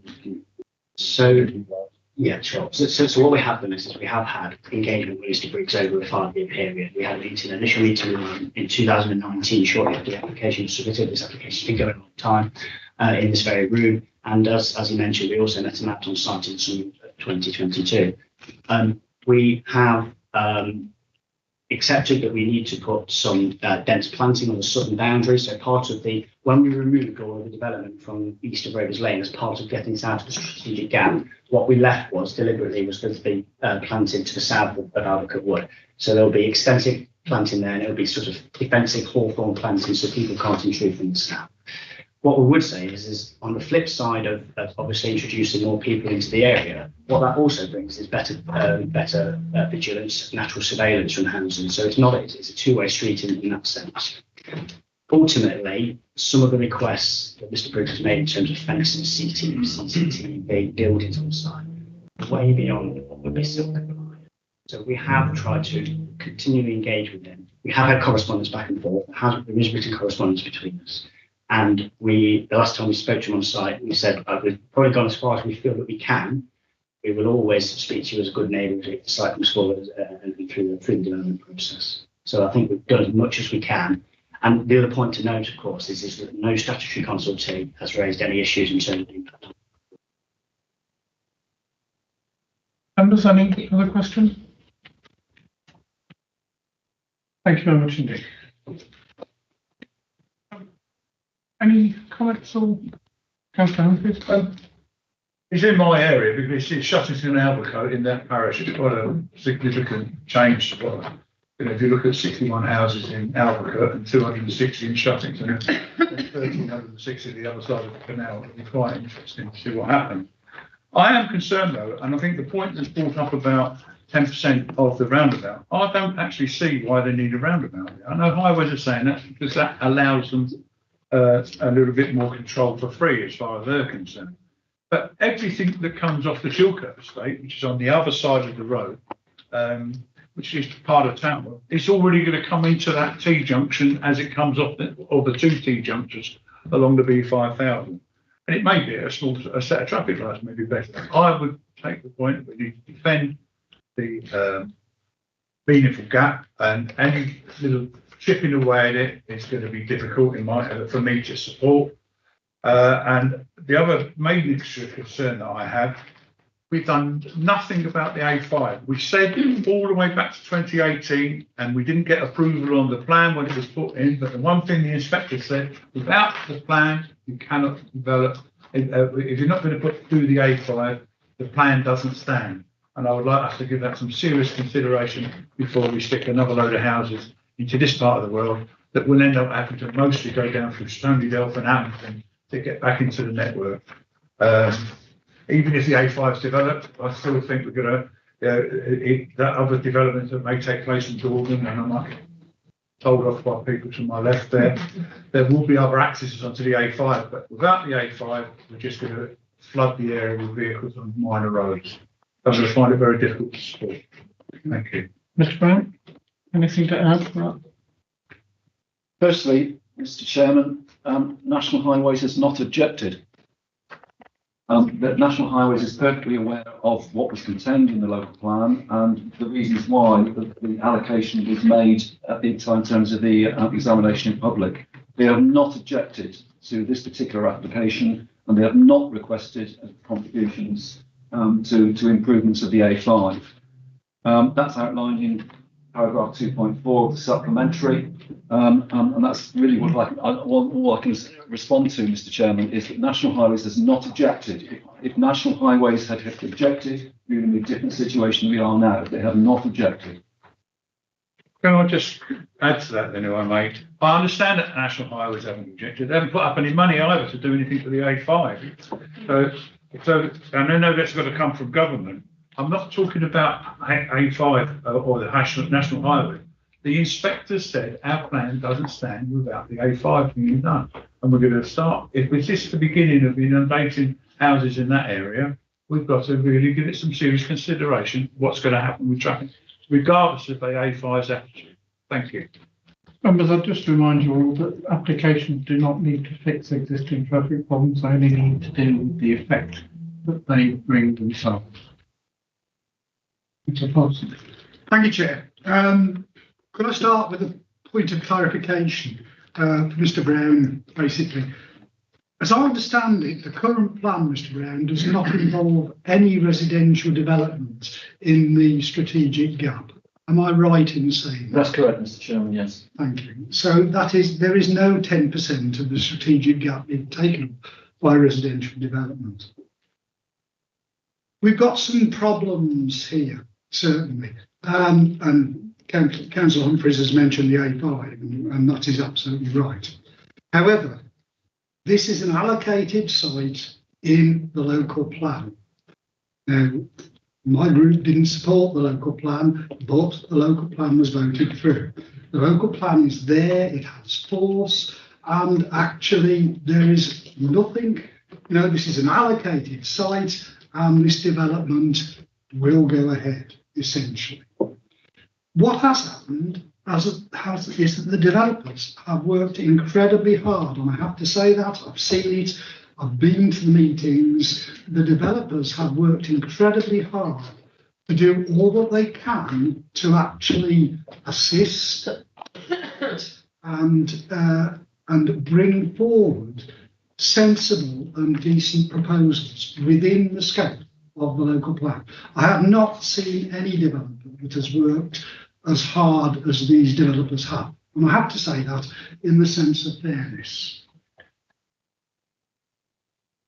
Halfcoats Wood. I have the privilege of visiting the wood, and it is a privilege. It is a wonderful, wonderful site, and well worth a visit. And it needs protecting. What I would say though is this is an outline planning application, and there is more detail to be done, and I hope there can be more detail to assist in the protection of the site. The moat, yes, and the fencing that's there is there. I also think there are possibly other sources that could be approached to actually get the CCTV and the like there. And I hope that the owner will come to councillors to talk about that as well as to the developers, because I do honestly think it could help, and it is very much a worthy cause, very definitely. And that is there. The 106 money is vital. The development is coming, whether we like it or not. And yes, there will be traffic implications for Stony Delph and the A5, and there will be huge traffic implications for Polesborough and probably Dordon as well. And that's there. The B5000 is going to be a main artery, unfortunately. Part of the 106 money, and that is recognised, is to put traffic lights in the square at Polesworth.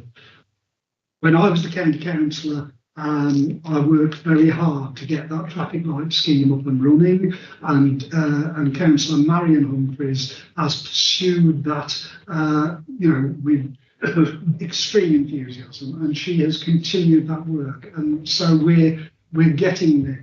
To be honest, without those traffic lights, there can be no further development in or around Polesworth and Dorking. It will just stop. I accept that it's difficult. There are, 1,300 houses going into this development, and change is coming. That's there. But that's where it is. It's an allocated site. The worst of this development has been looked at hard by the developers, and I honestly don't think we will find better solutions than there are here. And I know the work that's gone into this. So, to a certain extent, yes, I would prefer to see the fields stay there, our green spaces, but that is not possible. And I will be supporting this outline planning development because I honestly believe it is the best that can be achieved. Thank you, Chair. Thank you. Councillor Middle. Thank you, Chair. Yeah, the local plan. Councillor Humphreys, my new BFF. Yes, the local plan's in. It was voted in a number of years ago. I'm here. It's all our yesterdays. But there is a motion in to review it. There was a motion that I put in to review it, and my dear colleagues over on the left abstained for that motion. So, but we are where we are. We need housing, desperately so. Hallam Land Management and their agents have been, I have to say, I have to echo Councillor Parsons' words, excellent. They delivering almost 50% of the green infrastructure upon this development. We are rural. I love it. We're getting a care home, some sort of care facility, much needed. We're getting affordable housing, much needed. We're getting sports, much needed. They've thought about Aldicott Wood and protecting it. And they've also kept in hedgerows in the old Robys Lane. You can't fault them. Strategic gap. Obviously, very, very close to our heart. We've just won an appeal on it, working closely with Polesworth, Birchmoor Community Action Group. But again, Hallam Land Management removed those houses from the strategic gap. We do have a road in, and yes, our concern is you have a road, you tend to get houses.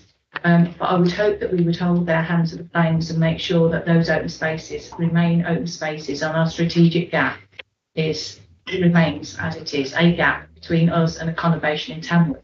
Perhaps if Tamworth had let us put the road through their new estate, as was the original plan, then we wouldn't have had to put a road in our strategic gap, but I think that's another story.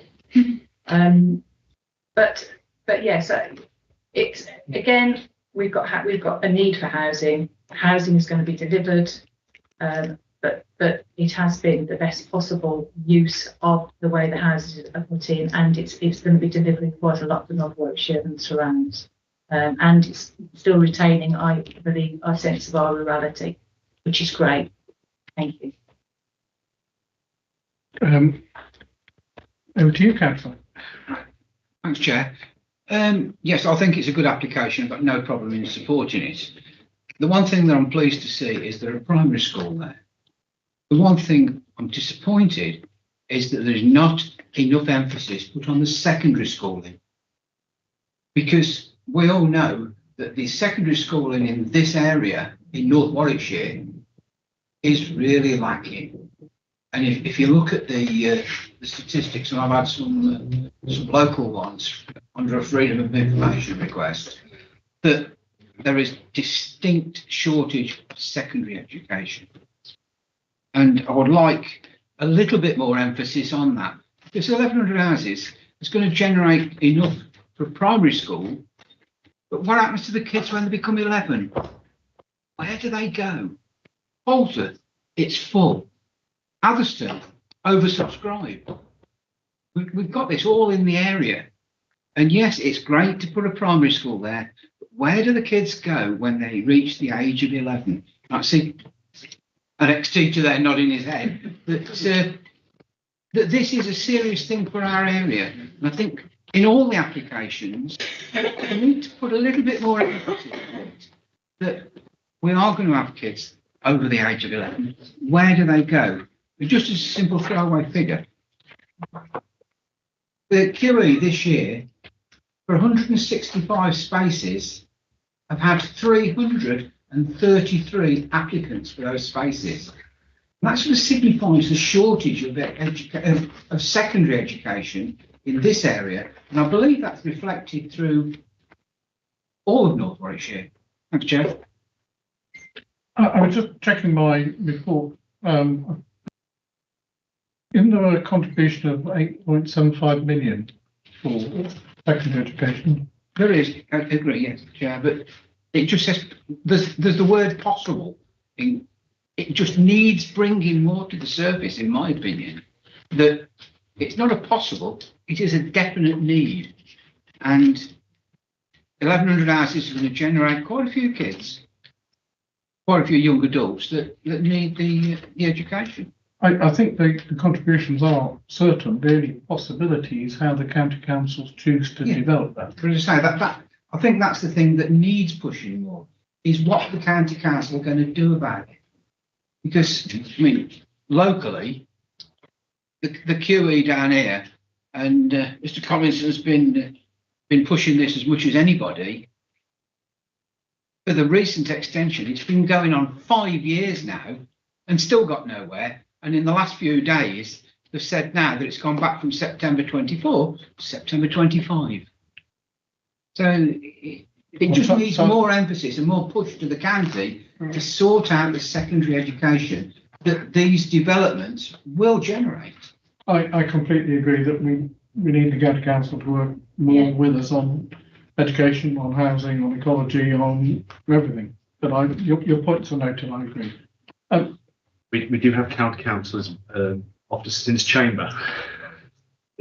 We'll speak a bit louder for them, should we? Members, any other comments? Would anyone like, look, to move us on, I will move the recommendation printed in the programme. You will see the recommendation on this last page of the supplementary report. That is that we are minded to grant planning permission for the amended proposal, subject to 3 areas: the completion of the Section 106 agreement, but the final heads of terms of the agreement will be referred back to this board, and that the final schedule of planning conditions be delegated to the head of development control. With your consent, I'd like to amend that slightly so that the conditions are discussed with Councillor Phillips, Councillor Ridley, the local members and myself. I'm sure we won't necessarily have any significant issues, but I think essentially, members, this recommendation is saying that we will grant consent for this development, but we will talk further at our next meeting about terms, exact terms of the 106 agreement. Seconded. Thank you very much. Does anyone else wish to speak or propose something alternatively? In which case it's been proposed and seconded that consent is granted as outlined in the supplementary report. All those in favour? And those against? 1 against? Any abstentions? That's carried. Thank you very much. We now move back to the agenda. If any member of the public would like to take the opportunity to leave now, it's good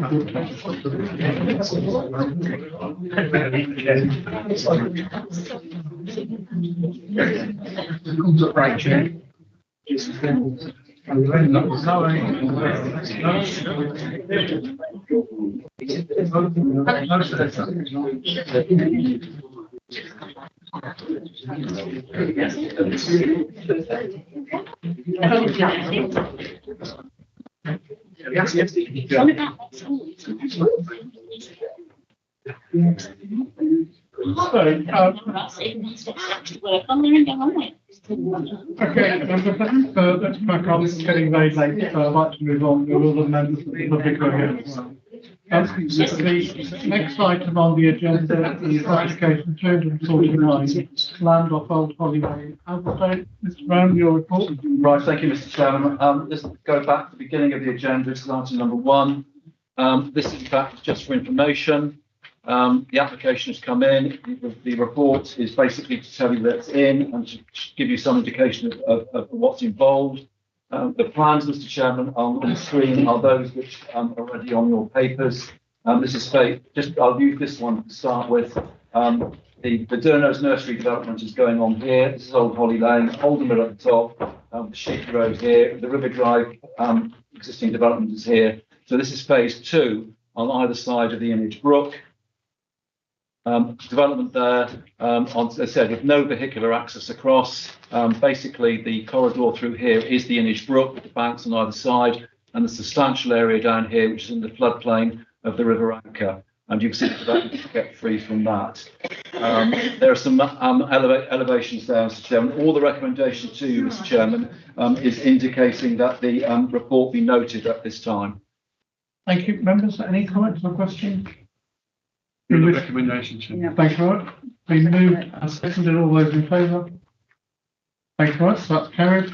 The next application is number 297, land to the north and south of junction 9 of the M42. Mr. Brown, anything to add to your report? Nothing to add to report. So the larger, you see the two parts of the site on there. It's not.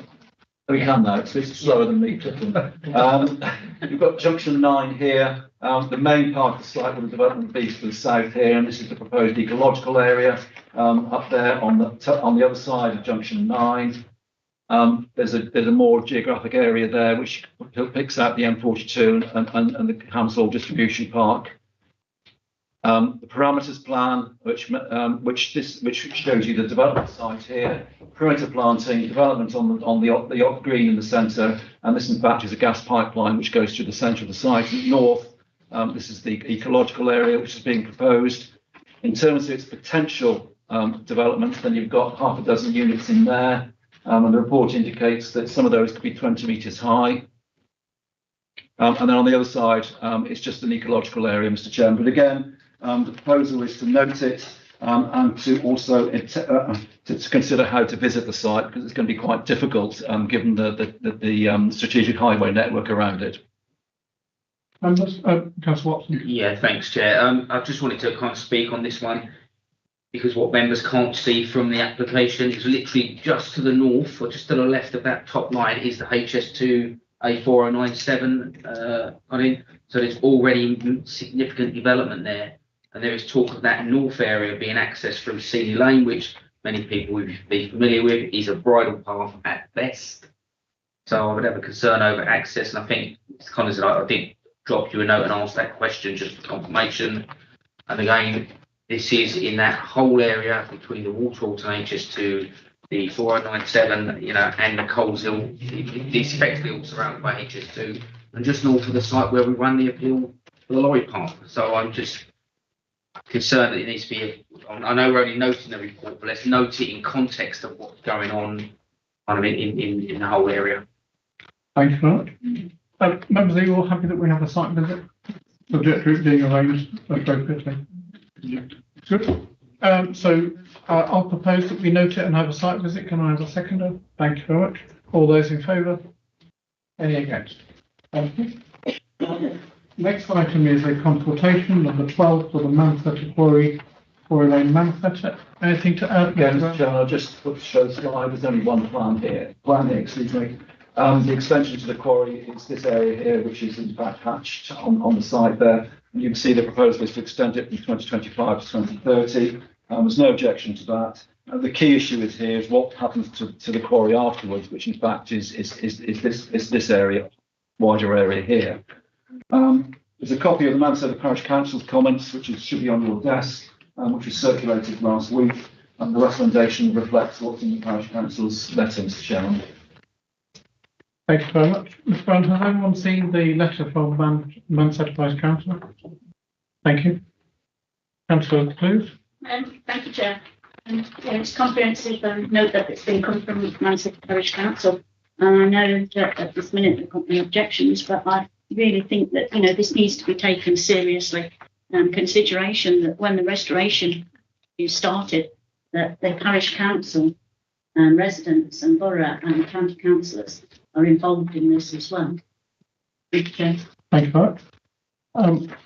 So, members, the recommendation is that we don't object, and we do as Councillor Clues said regarding the restoration condition. I'll propose that. Is there a seconder? Thank you very much. All those in favour? Thank you. That's unanimous. We now move to application number 78 for land to the north of Ivy Cottage, Freesley. Mr. Ritchie has indicated he'd like to speak. Mr. Ritchie, if you'll take the chair, while Mr. Brown introduces his report. Right, thank you, Mr. Chairman. Again, this is an item which deferred from a couple of meetings ago, basically to sort out and discuss land ownership issues and also a couple of enforcement issues. Just so members are aware, that's the site which was involved before. Members did a site visit there, so they should be familiar with that and from the report from last time. And the proposal, as you can see there, is to change the use of the stables, which are here, to a house. The access which is referred to in the report is there. That's moved on. I'll leave that one up, Mr. Chairman. As you can see, it was deferred for two reasons. There's still an issue as far as one of the objectives or representatives is concerned about land ownership issues and red line issues. However, it's the applicant's choice as to where he puts his red line. From a planning point of view, we can't force him to change the red line. It's his application, his red line. Once he's chosen that red line, then he has to submit the appropriate certificates in terms of land ownership. That's happened in this particular case. Certificate A has come in to say that the applicant owns the majority of the site, and a certificate B has also been submitted to say that, in fact, the applicant has given notice to the other landowner, the parish council, that the application is submitted. So procedure has been followed, and we can do no further than that. And as members are aware, land ownership issues are not planning considerations. You can still grant a planning permission even though a landowner objects.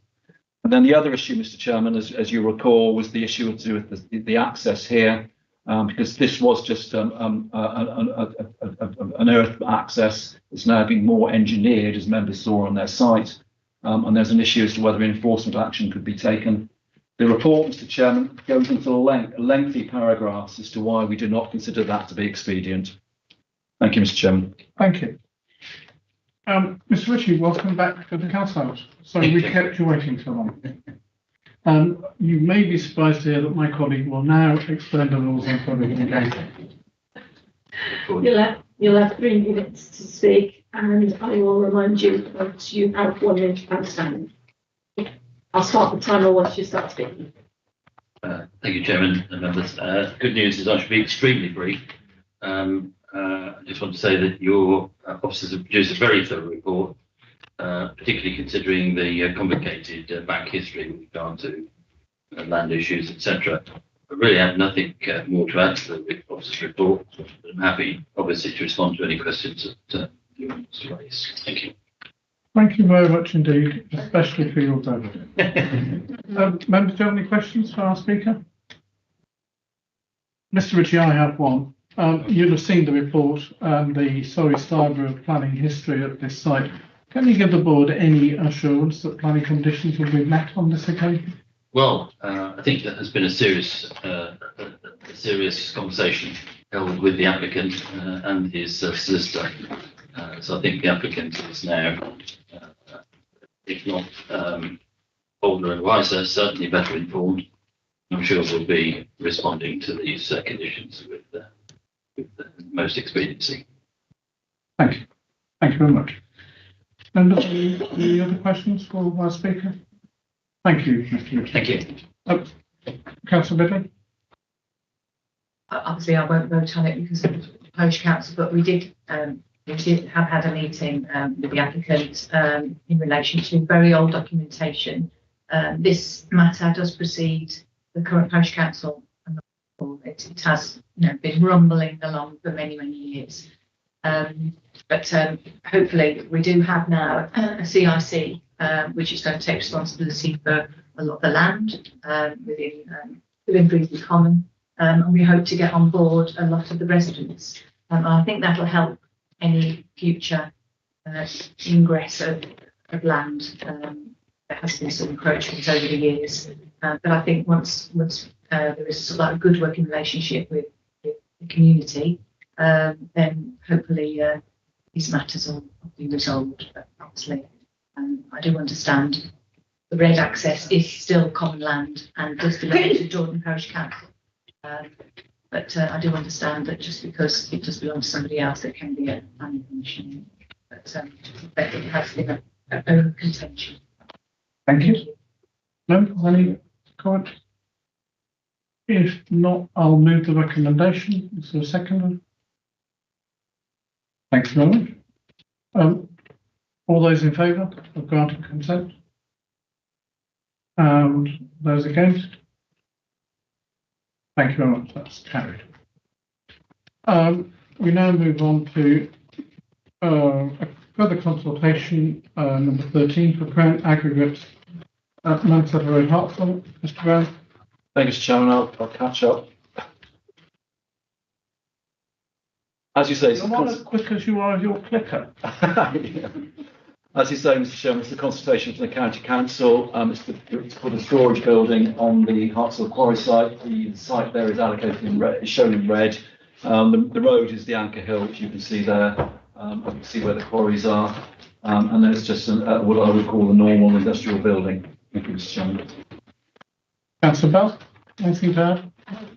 No, I'm quite happy with the response of no objection. Would I ask them to declare a non-pecuniary? Would that go through regulatory? Any guidance you could offer, Councillor Humphries?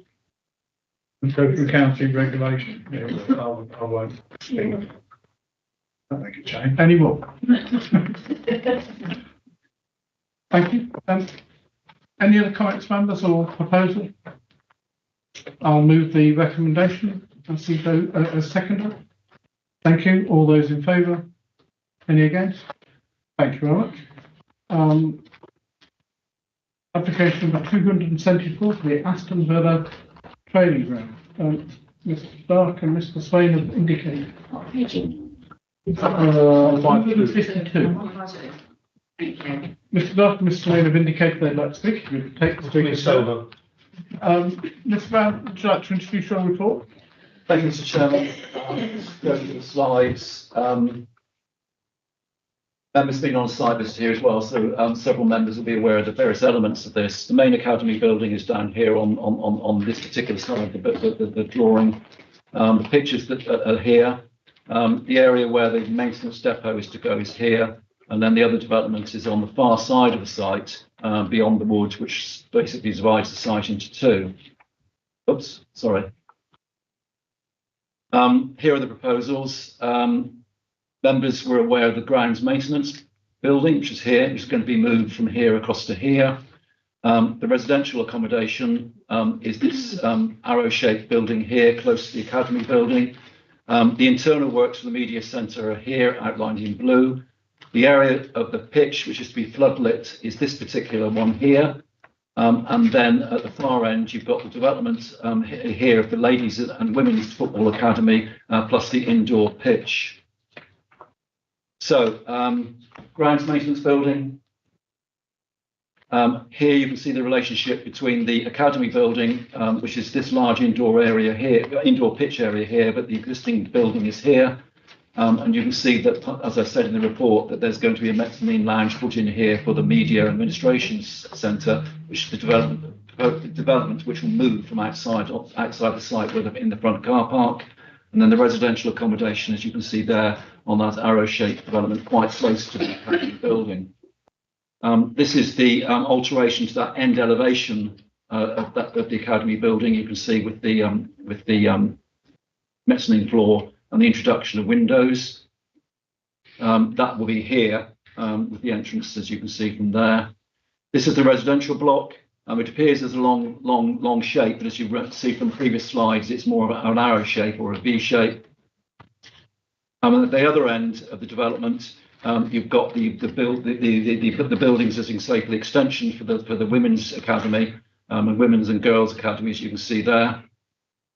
And then that's that. Basically, it's a 50% extension. As you can see, the dotted line is the division between existing and proposed. The design is exactly the same as existing.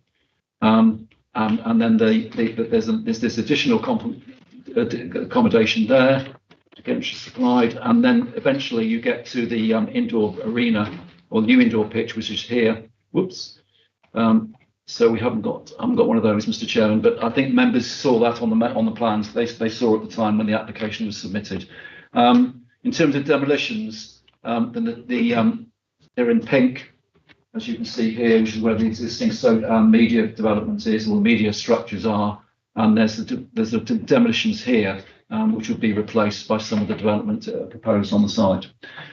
The main report, Mr. Chairman, indicated to support. It was caveated because, again, we had several consultation responses, major consultation responses, not received. The County Councillors, Lead Local Flood Authority and the County Ecologist. But we understood from both of those parties that there was going to be no objection in principle. So that's the reason why it's reported to you. And as you can see, the supplementary, which came around at the end of last week, updates you in terms of the responses which were finally received from those two particular consultants, and with the conditions added. So therefore, what you have in the supplementary now is the full list of conditions, whereas the previous report, the main report, omitted anything from the Lead Local Authority and the County Ecologist. The final point I must make, Mr. Chairman, is this is a referral. If the board is minded to support this, this will have to be referred to the Secretary of State under the 2024 direction because it is inappropriate development in the green belt. And that's all I have to say, Mr. Chairman. Can you just clarify, Mr. Brown, this was a further delay resulting from the inactions of the County Council? Well, I won't say that, Mr. Chairman. Sure, that's what I heard. They were delayed, and one of the reasons for that was because there's an engagement with the applicant to provide additional information. So it's a two-way street here, Mr. Chairman. Information has to come in, the county has to respond, and that to and fro has to go on for a little while. And that's one of the reasons why that led to the delay. It's not totally due to the County Council in this particular case. Thank you. Welcome back to the Council House. Sincere apologies for keeping you waiting so long. Keep the best for last. You won't have heard this yet, but we are now going to explain the rules on engagement with the public feedback. Okay, thank you. You'll have 3 minutes to speak. When you get to 2 minutes, I'll remind you you've got 1 minute left. And I'll start when you start speaking. Great, thank you very much. Right, so just some background on our training ground. We've had the challenges of HS2 over the last few years, and we had to move facilities rapidly. So which has resulted in the grounds we're building that we're going to demolish and re-erect, which will be in the centre of the training ground because it's on the edge of it, so it operates in the wrong place. Equally with the indoor pitch that we want to move, some changing rooms, that is also in the wrong place because all the pitches have moved across back in 2019. So operationally, they're needed for the operation of the club. And that indoor pitch is for the young ones, under 23s, under 19s, under 16s, and will be used by girls and boys. And for safeguarding as well, we need it secure in a certain area. On the accommodation, that's the Rehab and Recuperation and Recovery Centre. As obviously that's a logo from strength to strength. We've got back into the Premier League in 2019. We've been lucky enough to move into the Champions League.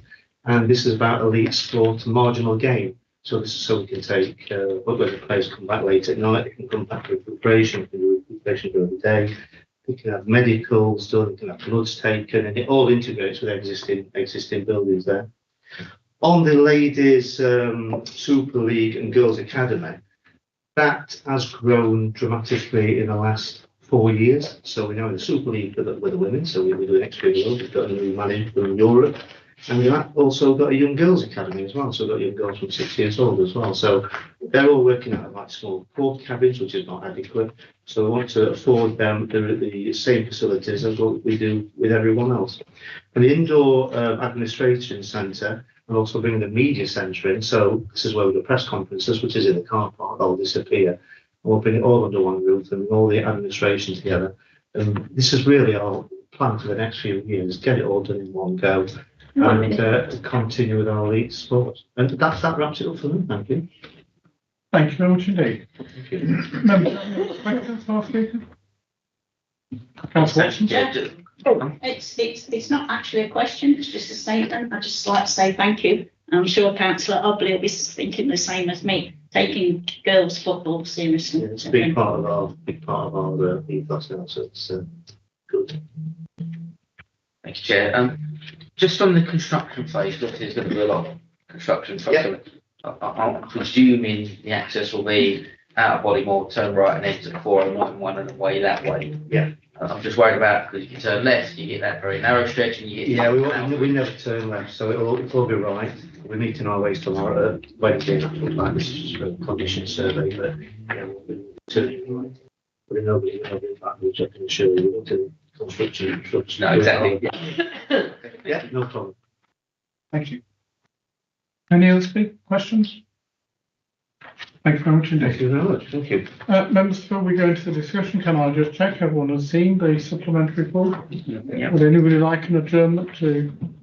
Thank you very much. Comments, questions, members, proposals? Councillor Hosland? Obviously, I was going to speak on this one. I don't know if I mentioned it to anybody previously. Try and keep it quiet. It's another aspect of my life aside from being a councillor, but I am a girls' grassroots football coach for Nuneaton Borough. Bit of a different level to the Villa. Been a lifelong Villa hater, as come to see. Go there in a planning meeting. However, I did miss this planning meeting as well, and it was. I don't get as excited as some board members may get about site visits, but this one was one that I was really excited to hear about. I understand the problematic side of it being on the green belt, but it is appropriate development. Can I just have some clarity on that? Sports facilities are appropriate in the green belt. So I just urge everybody to get on board with this. It's obviously we don't need to talk about it for hours, but the difference is that my kids at the minute, as 13-year-olds, which is a nightmare age, I won't go too much into it, are having positive effects on their mental health, their well-being, their social skills. They're getting out of the house, they're not stuck behind screens, they've got a new family. Grassroots football for girls is growing, and with facilities like this, clubs like the Villa bringing stuff like this on board, you've got to get behind it. You've got my 100% back in. So I do urge everybody to support this recommendation. And maybe I wouldn't go on the ground. Definitely not. We're seeing a Villa top. As a father of a young girl, I think it's a great thing to be bringing women's football to more the mainstream, and I think I'd propose that we move forward. Thank you. Second. So it's been proposed and seconded for approval. Can I see all those in favour? And that's unanimous. Thank you very much. The next item on the agenda is application number 101 for land 180 metres southwest of the sewerage works. Chris Jones and Martin Green have indicated they'd like to speak. Take the speaker's chair, please, while Mr. Brown introduces his report. Right, thank you, Mr. Chairman. I'll just run through the slides. This is a referral from local members.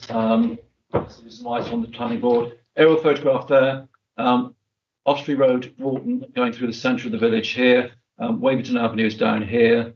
This is the lane that goes up to Osprey, which members may remember the bend on that particular end of the development. The Elms, which is the residential development referred to and where objections have come from, is here. But you can see that that's now been redeveloped And this is the old farm buildings, but there is now 9 or 10 residential properties in that particular area. Members that went on the site visit will have seen those because we drove up here. We passed the sewage treatment works here, and then we parked up here in the car parking area and walked up into the quarry.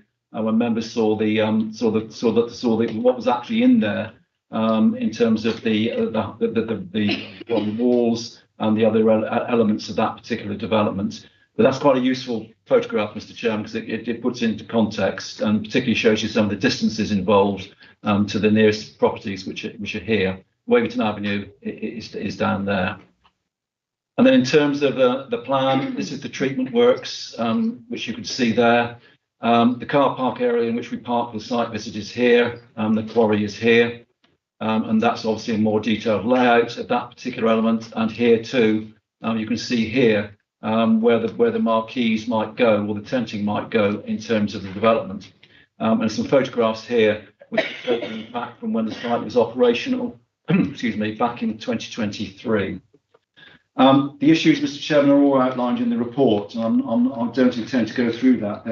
It hits several of the local plan policy issues, particularly noise and traffic have been the main issues involved here. And we have had further objections come in this week today, from residents of the Elms development, which I referred to earlier, but they're repeating what is already in the report. And developed in a little bit more detail, but the basic issues are noise and traffic.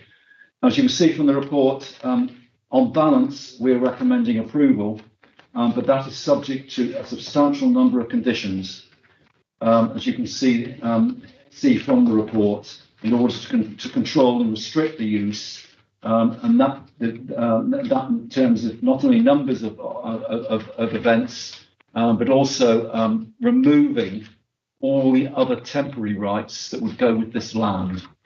As the report makes quite clear, this particular quarry could be used for 28 days of the year without any planning application being submitted at all for temporary uses. Those temporary uses can include not only weddings, parties, and instances like that. Also, motorcycle scrambling, car boot sales, and other issues like that are included within those figures, Mr. Chairman. So a substantial amount of development could be undertaken on this site without the need for any planning application. The planning application has been submitted solely because of some of the engineering works that have been done in here. But it does give you, the board, an opportunity to look at conditions to avoid unacceptable impacts. And the conditions do that in quite some detail, Mr. Chairman, and I'm sure we can go through those if members wish to. Thank you. Thank you, Mr. Brown. Mr. Jones and Mr. Green, you're both on Teams, I believe, so welcome to the meeting, and apologies for keeping you so long. My colleague will explain the rules on public engagement for you at a distance. You've both got 3 minutes to share between yourselves. If the first person starts, I'll let you know when it's half time. I'll start the timer when you start speaking.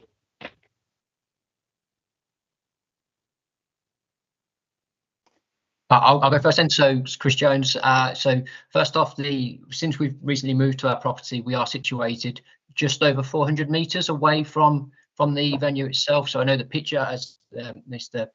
Brown mentioned a few moments ago, seems to show a reasonable distance. Okay, fair enough. But actually, in reality, it's 414 metres to the foot of our property. Outdoor live events, music-wise, it's going to make a lot of noise. It's uncontrollably going to cause nuisance for ourselves. And I appreciate that there's going to be several proposals put in place to try and mitigate that. But ultimately, it is an outdoor venue, and that will offer, from a marquee, minimal protection from the sound travelling over the land up to the hillside to the back of our property.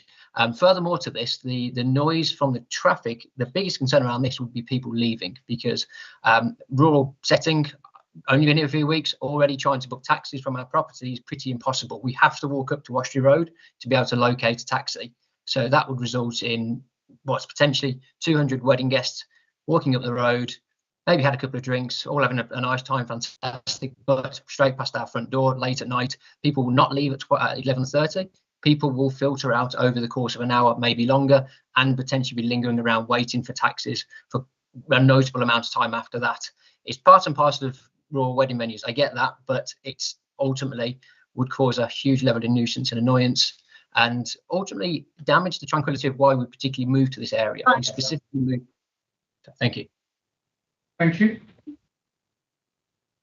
Yeah, I would just briefly touch on noise in light of the fact that Chris has covered it. There are actually 4 points that the environmental officer consulting on the case made, which don't appear to have made its way into the board report. So the officer stipulated that there should be a description of sound system, and that has not made its way into the report.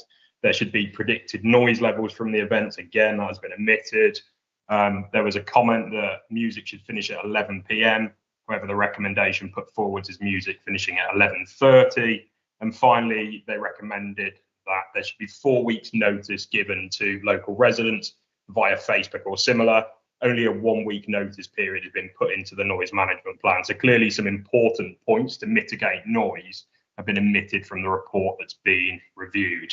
I will jump onto highway in light of time. So anyone who's had the opportunity to walk down Gravel Lane will know that it's a very bumpy single track road. It is frequently used by dog walkers, cyclists, horse riders, runners. Lots of local people use the road.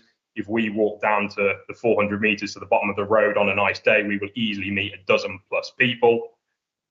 Approval of this application would create a scenario where 100 plus people would be driving down a narrow road, unaware of its use for recreation, and it just greatly increases the chance of an RTC, particularly involving a pedestrian.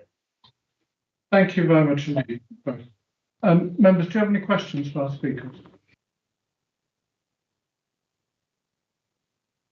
Councillor Harping?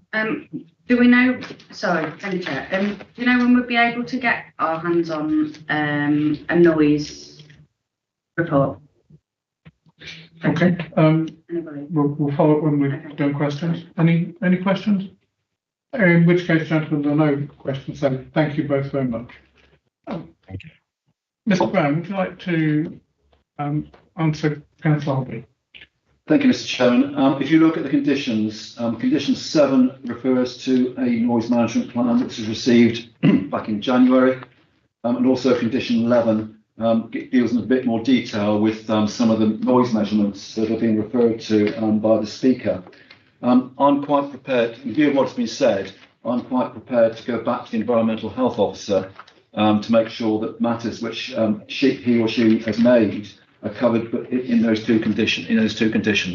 I can go back, but it will not change the recommendation. It's from my point of view, it's clarification of points 7 and 11 in the conditions there. Thank you very much. We're still on questions for the speaker? Oh, no. Debate. Okay, thank you. So we'll move on to Ellie Jones and Josie Swinnerton, who have indicated they'd like to speak. If you'd like to take the chair.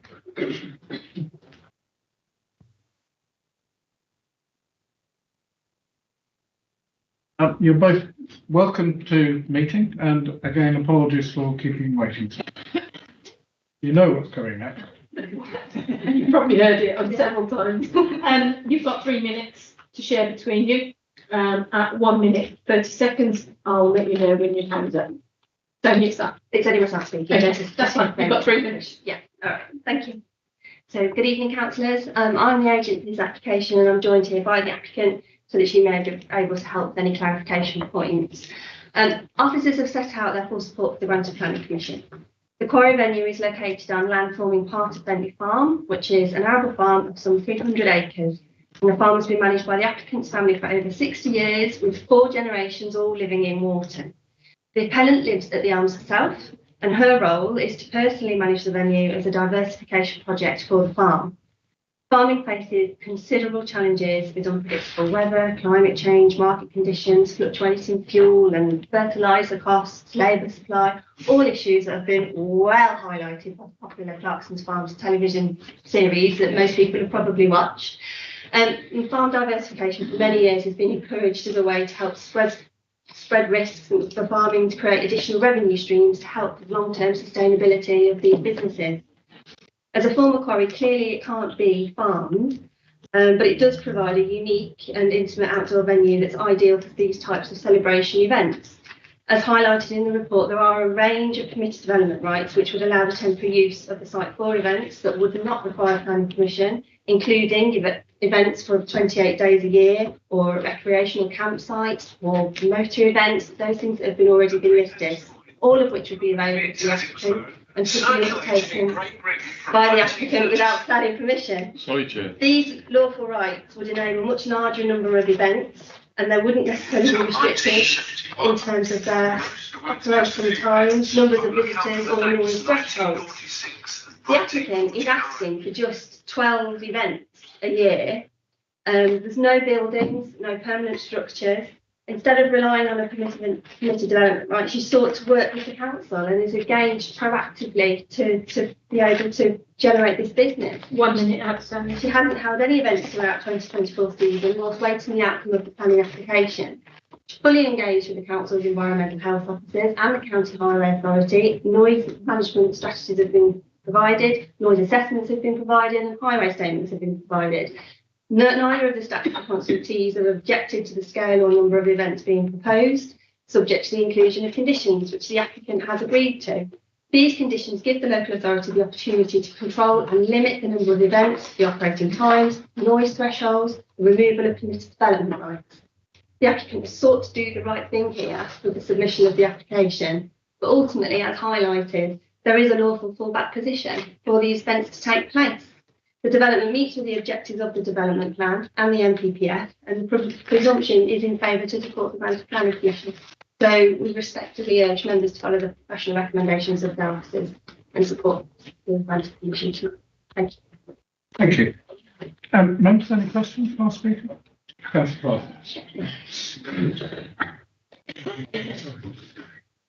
So a question or later? No. I would, another question, Chair, but I would just like to apologise for my phone going off. It is a smartphone, obviously much smarter than I am. In which case, thank you both very much indeed. Thank you. Councillor Donaldson. Thank you, Lawrence. Yes.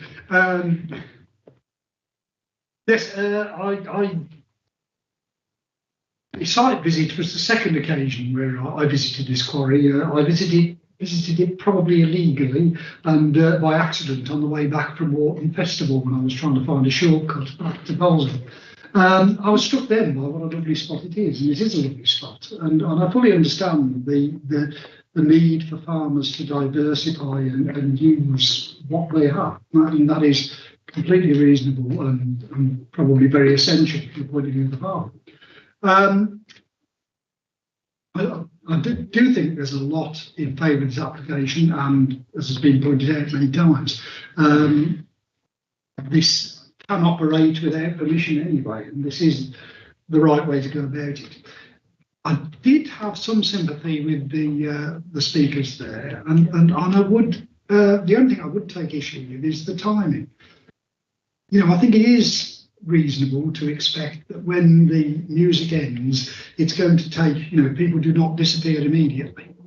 They disappear slowly over time and sometimes a little noisily. I think for the music to end at 11:30 is a little bit late, particularly given the proximity of the houses along the road, the actual drive that goes down to the quarry. I mean, it would seem to me to be more reasonable to perhaps end at 11 o'clock, as was originally suggested, and perhaps to allow the music to start a little earlier, perhaps in the region of 8:30 or 8 o'clock, so that the disturbance late at night can be minimised. I fully accept what Mr. Brown has said about conditions regarding the noise and the monitoring, that needs to be there. But I personally, I think we'll be supporting this application, but I would ask that we look at the timing. I think that's a reasonable thing to me. considered. And just clarify with your start time. Well, I would say 8 or 8:30 rather than 9 o'clock. It's 9 in the morning. Oh, it's 9 in the morning. Yeah, in that case. Yes, I may have got that wrong. In that case, I'll stay with 9 o'clock. Sorry about that. That's all right. Any other comments, members? Councillor Ridley. I went to a TP wedding in the middle of a field in Market Bosworth, which was delightful. But I have to say, visiting the quarry, what a lovely space. Yeah, and it was lovely that it sunk down anyway. So I'm hoping that, and it's got this sort of love. I mean, if you think of a quarry like Manchester, sort of sandstone, and I think lit up, it could be beautiful, and I think it would be, you know, a real. But I think that the fact that it's sunken, I'm sure that'll have an effect on the acoustics, and perhaps the noise won't travel. And I'm sure wind direction will play a massive influence in what happens with the noise. But weddings and whatnot, 11:30. The bottom line is this lady could do it 28 days of the year without any restrictions whatsoever. So fair play to her to actually come to us as a planning authority and say, look, I want to do this properly in partnership with you. I'm happy for you to put conditions on my business. So we can't knock off that. She could do whatever she wants effectively within those 28 days of the year. So all the support we can give her. I'm mindful about the noise, but I do think it can be worked through. So yes, I'm very happy to support it. I'd like to echo everything that's just been said. It seems like the applicant is very reasonable, and I think if there are any issues with locals, and seems to be very eager to work with them. I think it's a fantastic idea. It's a nice idea. It's not using land in a different way. It's not just another carbon coloured big shelled building. It's just going to be used for storage. I think it's a great thing, and I support it. Thank you. Councillor Hinkley. Yeah, I support it as well. My only concern is the entrance onto Ostry Lane is supposed to be modified with the development of those houses, and there's obviously a problem with the builder and the county over that may not happen. But generally, I'm very concerned about the length of the state of the path that we drove down. Now, I can wobble quite well just without having a drink. These people are going to be coming out there at 11:30, and I'm sure wobble will be part of the plan. And I'm just concerned about some of the lighting as well. Everybody's assuming that people are going to get in the car and drive away. As we know, Councillor Parsons got lost on the way in. God knows what will happen if he's had a drink, whether he get out on the way out. So I'm just concerned about what could happen in the long term in terms of people walking on that road and the status of that road. And I do believe, and I find it amazing, I was told that track is an adopted county highway. True, isn't it? Yeah. Which I find amazing. But it's full of potholes. I shouldn't be surprised it's county council man. Thank you. Thank you. Oh, sorry about that. Just to add, I really support this as well. I've been to a wedding in a similar location, and we got given head torches that were then put into a little box at the bottom of the lane. Just congratulations really on taking what is obviously something that's been in your family for a long time and developing it into something that's going to be sustainable for the future, that's not farming. Because, you know, we do have to look at these alternatives. I think it's really good what you're doing, and it's different. Brilliant. Good luck with it all.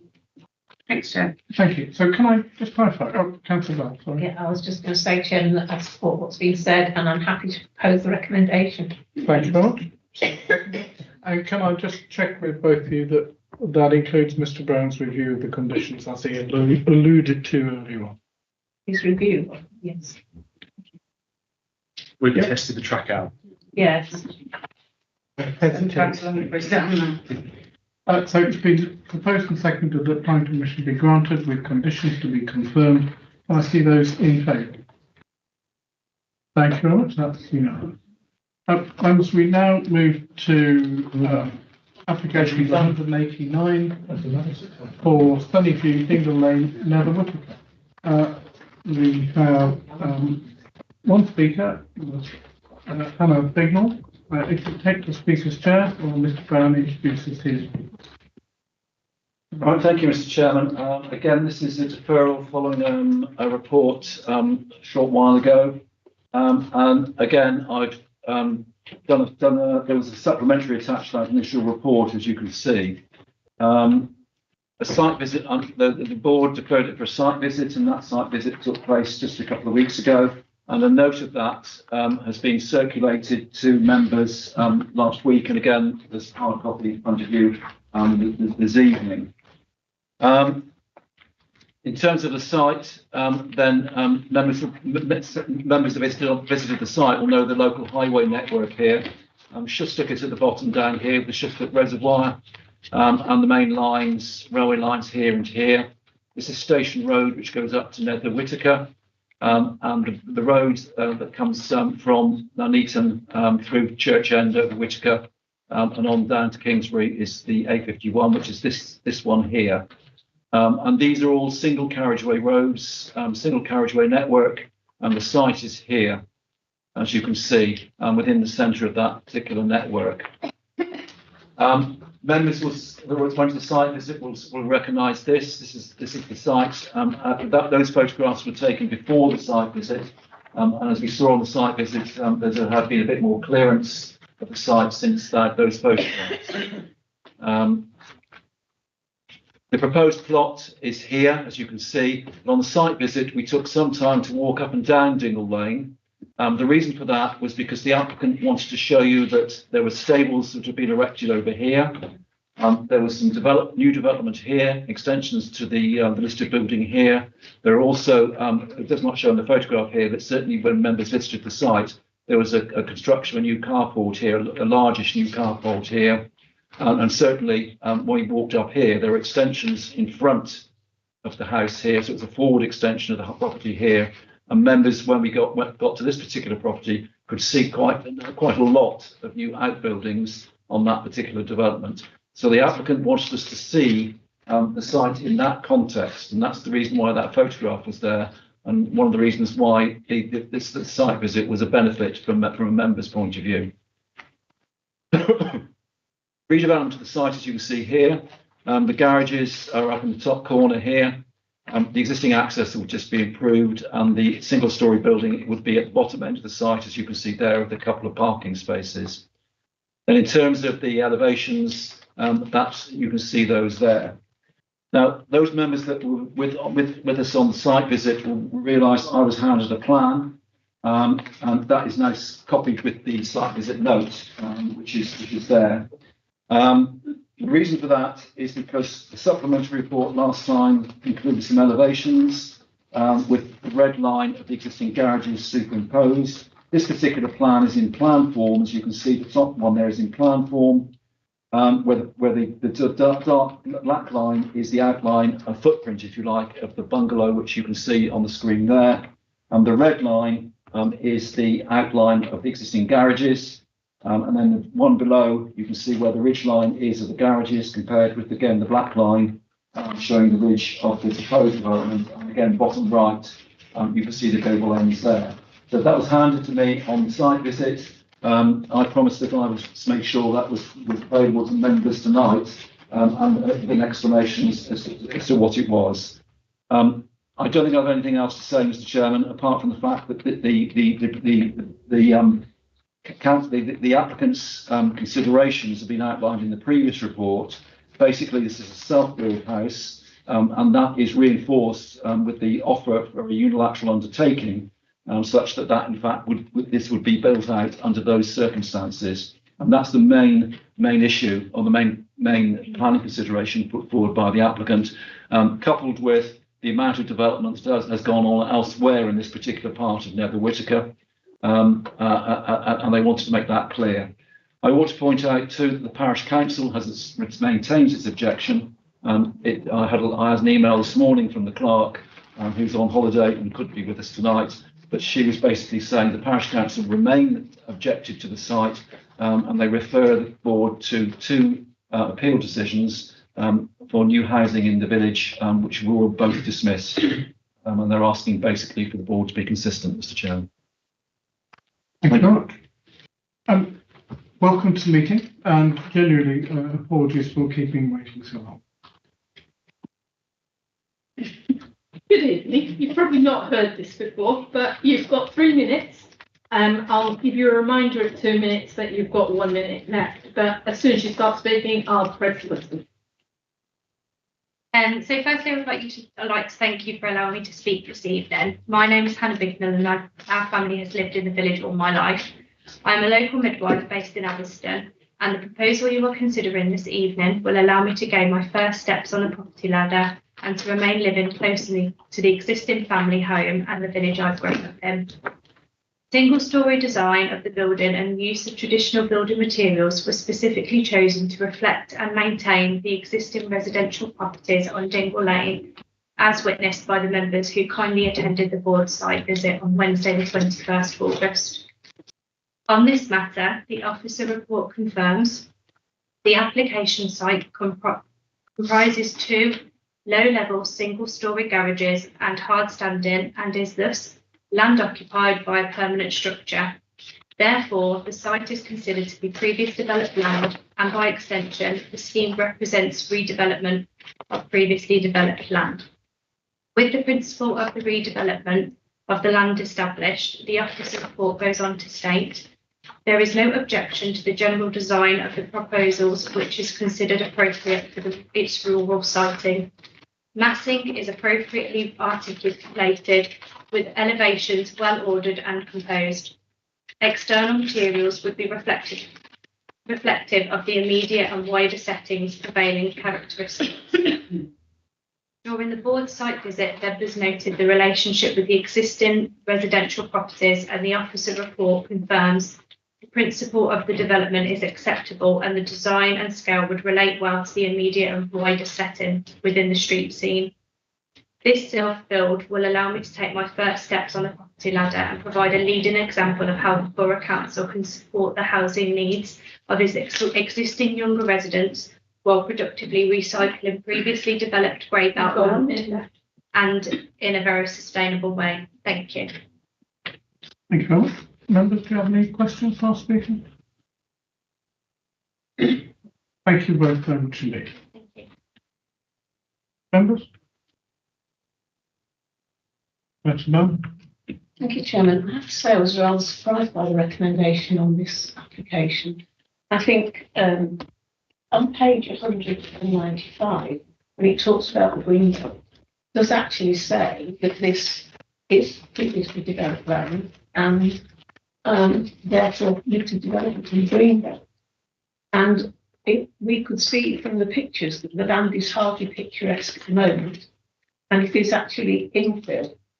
And also in the context, and I was on site visit and we did walk up and down the road to look at other properties and other extensions and other parts that have been built in that area. So I am quite surprised at this recommendation, and you have been more supportive of the recommendation of approval. Mr. Brown? It's a couple of points, Mr. Chairman. First of all, there's a misunderstanding about PDL, and it's made clear in the report on paragraph 2.2. Now, it is PDL, it is previously developed land, and the complete redevelopment of the site may be appropriate, and as a condition, naturally, it should have no greater impact to the green belt and the existing development, which is precisely why there's a lot of information given in the first report, Mr. Chairman, about volume increases and footprint increases and changes in character of this particular site. The design issues have no bearing on that principle at all. What we're saying here is that visually and spatially, there would be an impact on openness, and therefore this is not appropriate development. So there's a lot of misunderstanding about PDL, but PDL can be appropriate development. The redevelopment of PDL can be appropriate, but it's conditioned. It's the condition that you have to look at in making that final assessment. And then secondly, in the matter of infill, there is a definition of infill in the green belt in your local plan. Limited infill may also be acceptable, and this is again conditioned where a site is clearly part of the built form of a settlement. In other words, where there is substantial built development around 3 or more sides of a site. That's not the case here, Mr. Chairman. So therefore, in terms of that particular those 2 particular points, this is not infill according to your own local plan, and it's not appropriate development because of the conditions attached to the PDL condition. Councillor Parsons? Yeah, thank you, Chair. I have to say I share Councillor Bell's view on this. I found the site visit very instructive, and it certainly led me to really look at this and I think reconsider my position. I fully accept what Mr. Brown said to us, but standing there, looking at this development, using what common sense I possess, I couldn't see anything out of character with this development with what was around it. It seemed to me to be entirely appropriate. So, in the same way, you know, I agree with Councillor Bell. I would be much happier with a proposal for acceptance.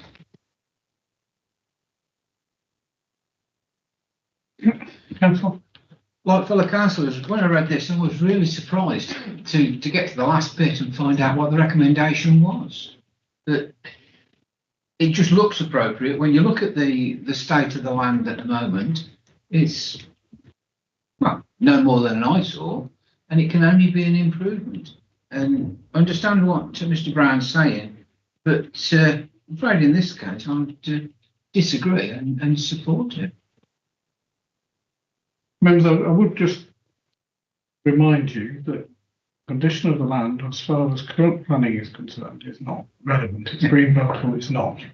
And if you would start granting consent for every bit of greenbelt that looked a bit scruffy, you wouldn't have much left pretty soon.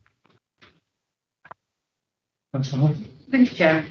While I appreciate the sentiment, I normally don't, you know, I don't agree with these things going on the greenbelt, but currently what's there is a falling down, sorry, a falling down garage and a lot of, you know, it's not going to be effective greenbelt for what we could potentially approve. It could be much more effective as land, in my opinion. As you know, we sit on this board, we see loads of inappropriate things to go on the greenbelt in really lovely places, and this could, you know, really improve that lane itself. So I'll be in mind as well to approve the application. Move on to I just think personally that as a council we should be encouraging people to get onto the ladder in their local area, and I agree with the applicant. I think that is one way that she can get onto the ladder, and I think it's much better than what's there at the moment.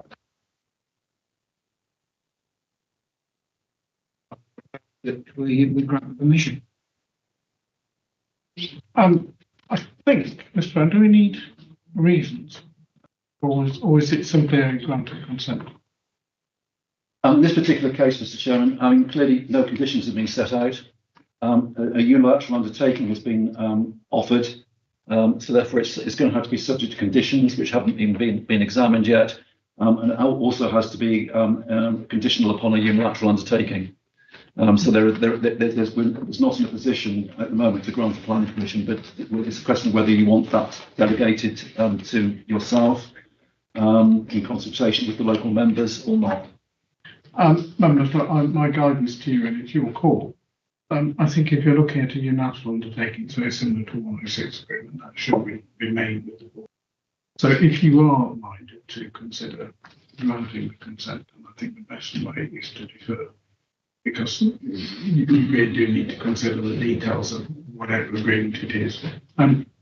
So Watson. Yeah, thanks. Yeah, I was going to say, because highways have objected, haven't they? There's a highways objection in here, if I read the report correctly. So we would need further clarity on what the highways objections are, and some of the conditions would have to satisfy the highways. Sorry, Chair, can I just ask a quick question of Mr. Brown? The purpose of Greenbelt land is to stop urban sprawl by permanently keeping land open, even if it's scruffy. The replacement of an existing building must not be materially larger. And when you look at that, obviously, it is larger than the 97%. yeah, so it is materially larger than the shed that's already there, the tumble down garage. So I understand each situation is unique, in essence, but obviously that is a material planning condition that the issue that the building that's going to be put there is materially larger than the building that's already in existence. Is that right? This is what I'm explaining. It's not an automatic approval for previously developed land. It's conditional. Okay. And that condition is it shouldn't have a greater impact on the openness of the green belt than that's existing at the present time.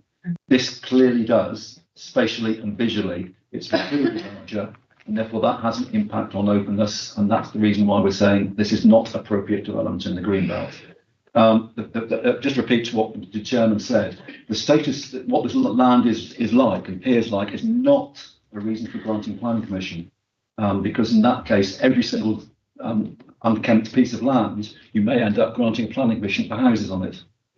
Okay, so I'm quite strong on this. You should be very careful about where this takes you. And secondly, I did talk to you about and define your own plan's definition of infilling.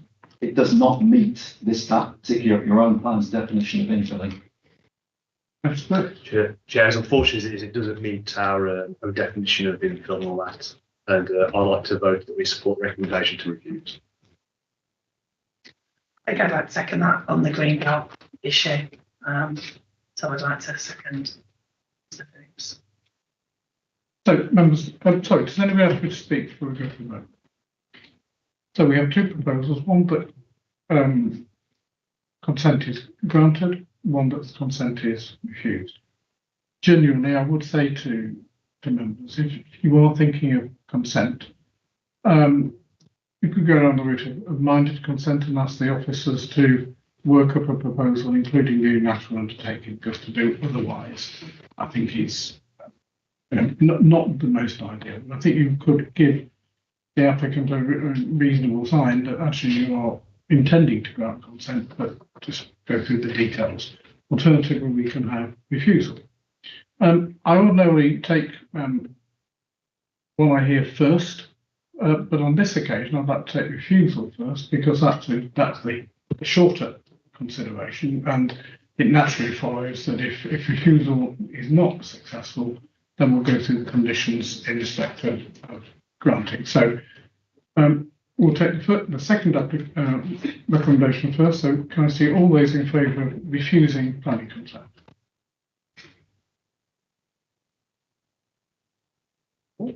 Those against? So that falls.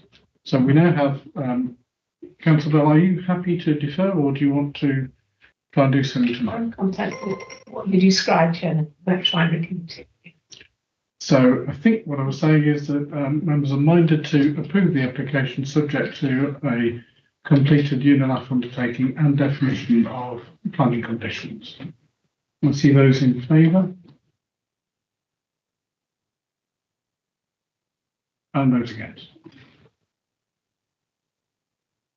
That's carried, so members are minded to conditions, grant consent subject to conditions, and Mr. Brown will be in touch with you of what those conditions are, together with the unilateral undertaking.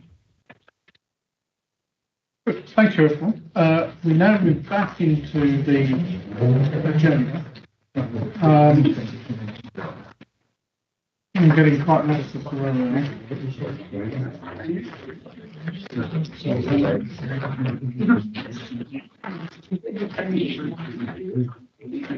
So the next item on the agenda is agenda item 6, which is proposed changes to the National Planning Policy Framework and other changes to the planning system.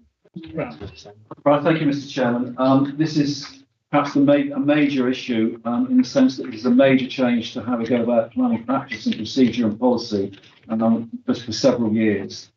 It's an extensive consultation report. It's been significantly sent out by the government. I have included the letter from the Deputy Prime Minister because that was the easiest summary of the changes that I could find, which were basically put into plain English. That's there as attached as appendix. Mrs. Barrett and I have both gone through the consultation consultation paper, and we've outlined in paragraphs 3.4 and 3.5 where the main changes are. And there's, as you can see, there are a lot of them. They're not only in the NPPF, but they're in a forthcoming new bill, planning and infrastructure bill, which will come into the public realm probably in the autumn. The consultation period on the NPPF ends at the end of September, as you can see. So this particular report will be, apart from going to this board, will go to the LDF subcommittee, and the Chief Executive has also asked that it goes to the Executive Board in this particular cycle. The report, Mr. Chairman, picks up on several of the main issues, and I hope members have read it because it is an important document and it does involve quite a bit of change. I think the main issue, as far as we're concerned, is the impact it may well have on a local plan review, and the fact that mandatory housing targets are now back in favour, and how that might affect a local plan review, bearing in mind where we are with our own local plan and the non-delivery of several sites. That's going to have to be worked through, Mr. Chairman. 5-year housing land supply, as you can see there in paragraphs 4.4 and 4.5, that is causing us some concern, and I think that's going to cause some concern to members as well, because very shortly we will not have a 5-year land supply. The duty to cooperate is now being is now being reintroduced, which is good, because the alternative was a duty to align, which was not very clear. In terms of strategic planning, then the reintroduction of effectively regional planning through these strategic development strategies, again, is from a planning point of view, is a good move. But on the other hand, there's still a lot of clarity which is missing, as you can see from paragraph 4.8, because we don't yet know who is going to be the author or have control through those strategic development studies. There's a whole section on Greenbelt, and I know we've just been talking about different shades of Greenbelt, but members will be aware from the paragraphs 4.9 to 4.12 about the introduction of grey belt and previously developed land. That has to be worked through. But you've seen tonight what would happen if some previously developed land was granted plan permission. That may be replicated throughout the Greenbelt. Economic growth, that, as we say in here, that will impact on our employment DPD. In fact, it'll give, you're aware of the issues that are involved in that, but there will be now greater weight to the need to provide employment land. Renewable energy and low carbon development, members will have seen in the national press about the increased weight given to renewable energy applications, both solar and wind, and battery energy storage systems. I'll let you know that we've already had a lot of interest for more solar farms in the borough and battery energy storage systems as a result of the recommended changes that may well come in. As far as design is concerned, then clearly they're still saying that design is important, and they are removing the word beautiful, which we had difficulty with, because how do you define beautiful for development?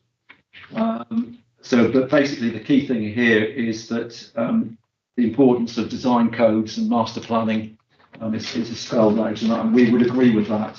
It's something which members have been doing when they've had pre-application meetings with developers on the strategic site anyway. You've had that example today of Roby's Lane, and the amount of work that was done with the applicants into getting a design there which was suitable for all parties. There'll be some transitional arrangements, but as far as we're concerned, our local plan will still be up to date until I think it's now going to be June or September next year. Which is why looking at a review of the local plan is important, but it will remain up to date and carry forward this time next year. Planning fees, they're proposing to increase householders, double householder application fees up to 560. That's welcomed. The bulk of our applications are householders, but even if we get 300 more, 50%, it won't be a large amount of money. The big developments are the ones that have carried the planning fees, and they're not looking at altering those. They are, however, thinking of, this is a consultation on reintroducing local planning fees. In other words, we set our own fees to cover our costs. And that is difficult because what costs do you include? Do you include enforcement in that? Do you include heritage in that? Do you include local planning in that? Or is it just development management costs you would include? What about appeals? Are appeal costs included in that? And then it does open the possibility, which has happened in building control. It's not indicated here, but it's the next step, and that is competition between local authorities. So for a householder, we say our fee is 300 and Nuneaton is 500. That may allow residents in Nuneaton to apply to us to advise on applications in Nuneaton. That's what happens in building control when the private sector starts looking at things. So it opens a whole can of worms in terms of local fees, and that is of concern. And then 421, they're talking about increased delegation. And it's the first time this has ever happened in terms of since I've been a planning officer, and that is a nationally defined scheme of delegation for planning and related applications. In other words, what they're saying is local planning authorities should concentrate and focus on their decision making on the most significant and strategic development submissions. So from tonight's point of view, the only items that would be on the agenda would be Rovies Lane and Rush Lane. The rest would not be, they're not major. However, this ignores the fact that nationally delegation is 95% already, and North Warwickshire is over that.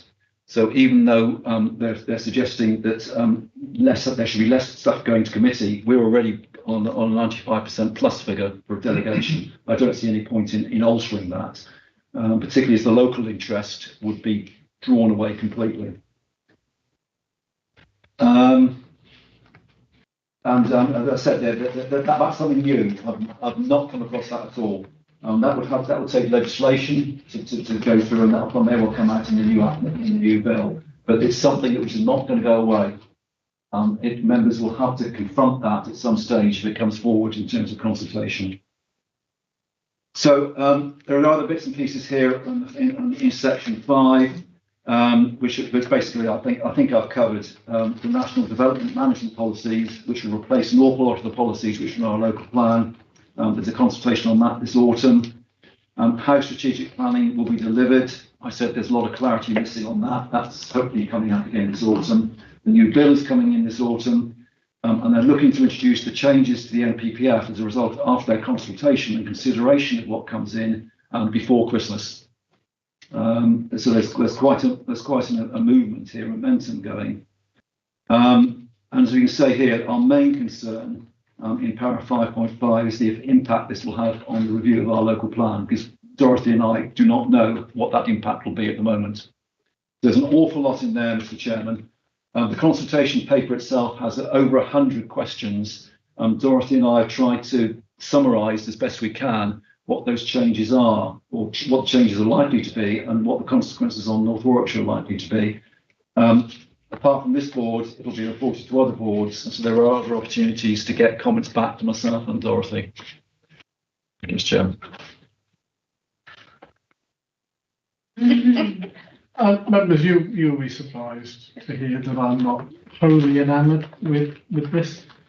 We already thought we had a problem with providing enough new houses. We were providing 237 a year. This is going up to 381 a year. But how we can deliver that? We never hit that level of delivery, ever, even when we were desperate to go and build new houses. So actually meeting that requirement will not be easy, and you'll all be faced with some fairly difficult decisions. Moving back onto a 5-year housing land supply. will have significant challenges. And we will have to find new land to build more houses on. I don't perceive that's going to be easy. The duty to cooperate, unlike Mr. Brown, I hated it.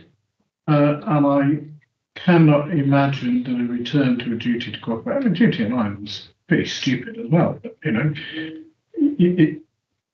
we have had issues with the duty to cooperate as an authority with other authorities in the past. I can't see it being any easier going forward. And strategic planning has saddled us in the past with some pretty significant developments in our borough beyond what we needed, beyond what was good for our local authority, but which benefited the region. You know, we live within a region, we live within a country. We have to have appropriate cognizance, but it's how far does the duty to cooperate go?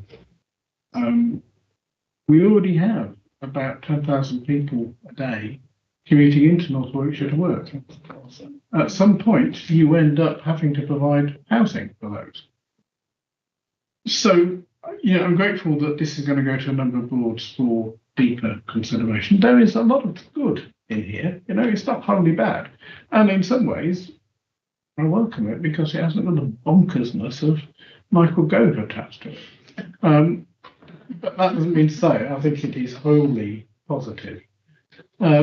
So, you know, I would, I think, be comfortable if the decision on the consultation response was that Mr. Brown showed his final draft to Councillor Phillips, Councillor Ridley and myself so that we could collectively be comfortable with it. I'm not wholly against what the government's trying to do. There's a lot of common sense in it, as there normally is. But I find myself inevitably in the situation of disagreeing with just about every government because they don't focus on North Warwickshire. They have bigger national issues to address. I think our job is to say, we want.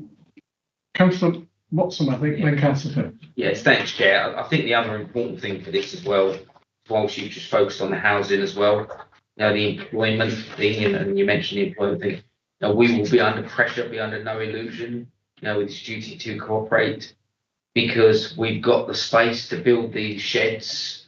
So we've already seen it, you know, the proposed at Thrive and things like that, where they effectively want to use employment land on ours.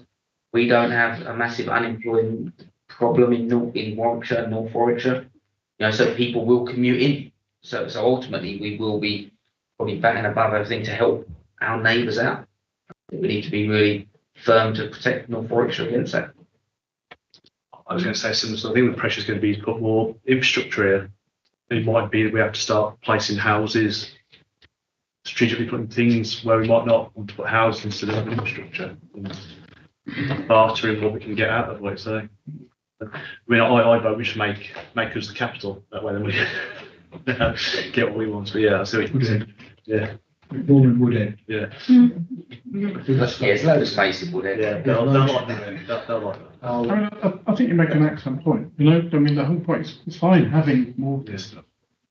But what we have struggled with, and what the inspector struggled with, is Councillor on our existing plan. If it only works if you put the infrastructure. Yeah. And that's where government needs to help. If they come up with the infrastructure, as the last one failed to, then maybe it can. That's all. Thank you, Chair. I will go back to a point I made previously on this. Whereas, I mean, today, myself and Councillor Bell have had an email from one of the planning officers for our opinion on something that's going to planning or has come in. We know our wards best. Look at highways who make some bizarre decisions because they don't know the area. We're the people who are elected to know our areas best. That is our jobs. And we need to really, really hone in on that and make sure that's really sort of at the forefront of everything, because we do know our areas best. And we're acting in the interest of our residents, which is what we're elected to do. No matter what side of the table you're on, that's what we're elected to do. We need to really keep that in mind. And I think generally this board takes a pretty unpolitical and fairly reasonable approach to planning. So Councillor Watson. Yeah, can I just respond there? Don't forget, highways will consult with their local member.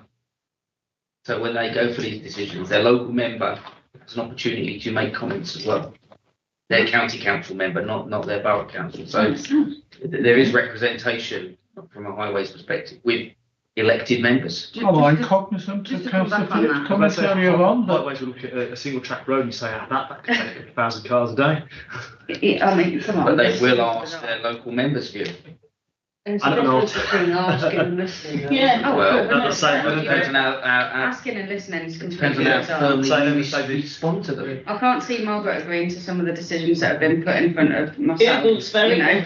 I've been here 30 years and nobody's asked me. I don't think they know where we are, do they? In county. I'm trying to reassert my position. I can't see Margaret agreeing to anything anybody says, but there you go.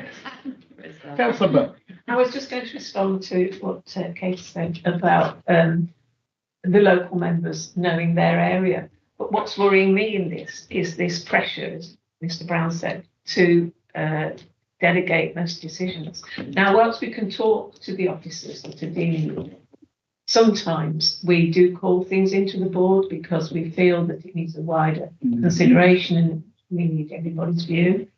And that looks to me like that's going to be curtailed immensely, and that's particularly worrying. Councillor Bell, you put me in mind of the song about Mr. Doolittle talking to the officers. So are we all happy that Mr. Brown comes up with some fabulous words and we'll have a look at them and say, yeah, thank you very much. So all in favour of that? Yeah. Thank you very much. And the final agenda item, Mr. Brown, is an appeal update. I've got nothing to add. Yes, less Yes, successful nothing to than add. normal. There are three very interesting decisions, but I've got nothing to add. Any comments, members, or are you happy to note it? Noted. Thank you all very much indeed for your attendance. I'm not sure if the chip shop open or not.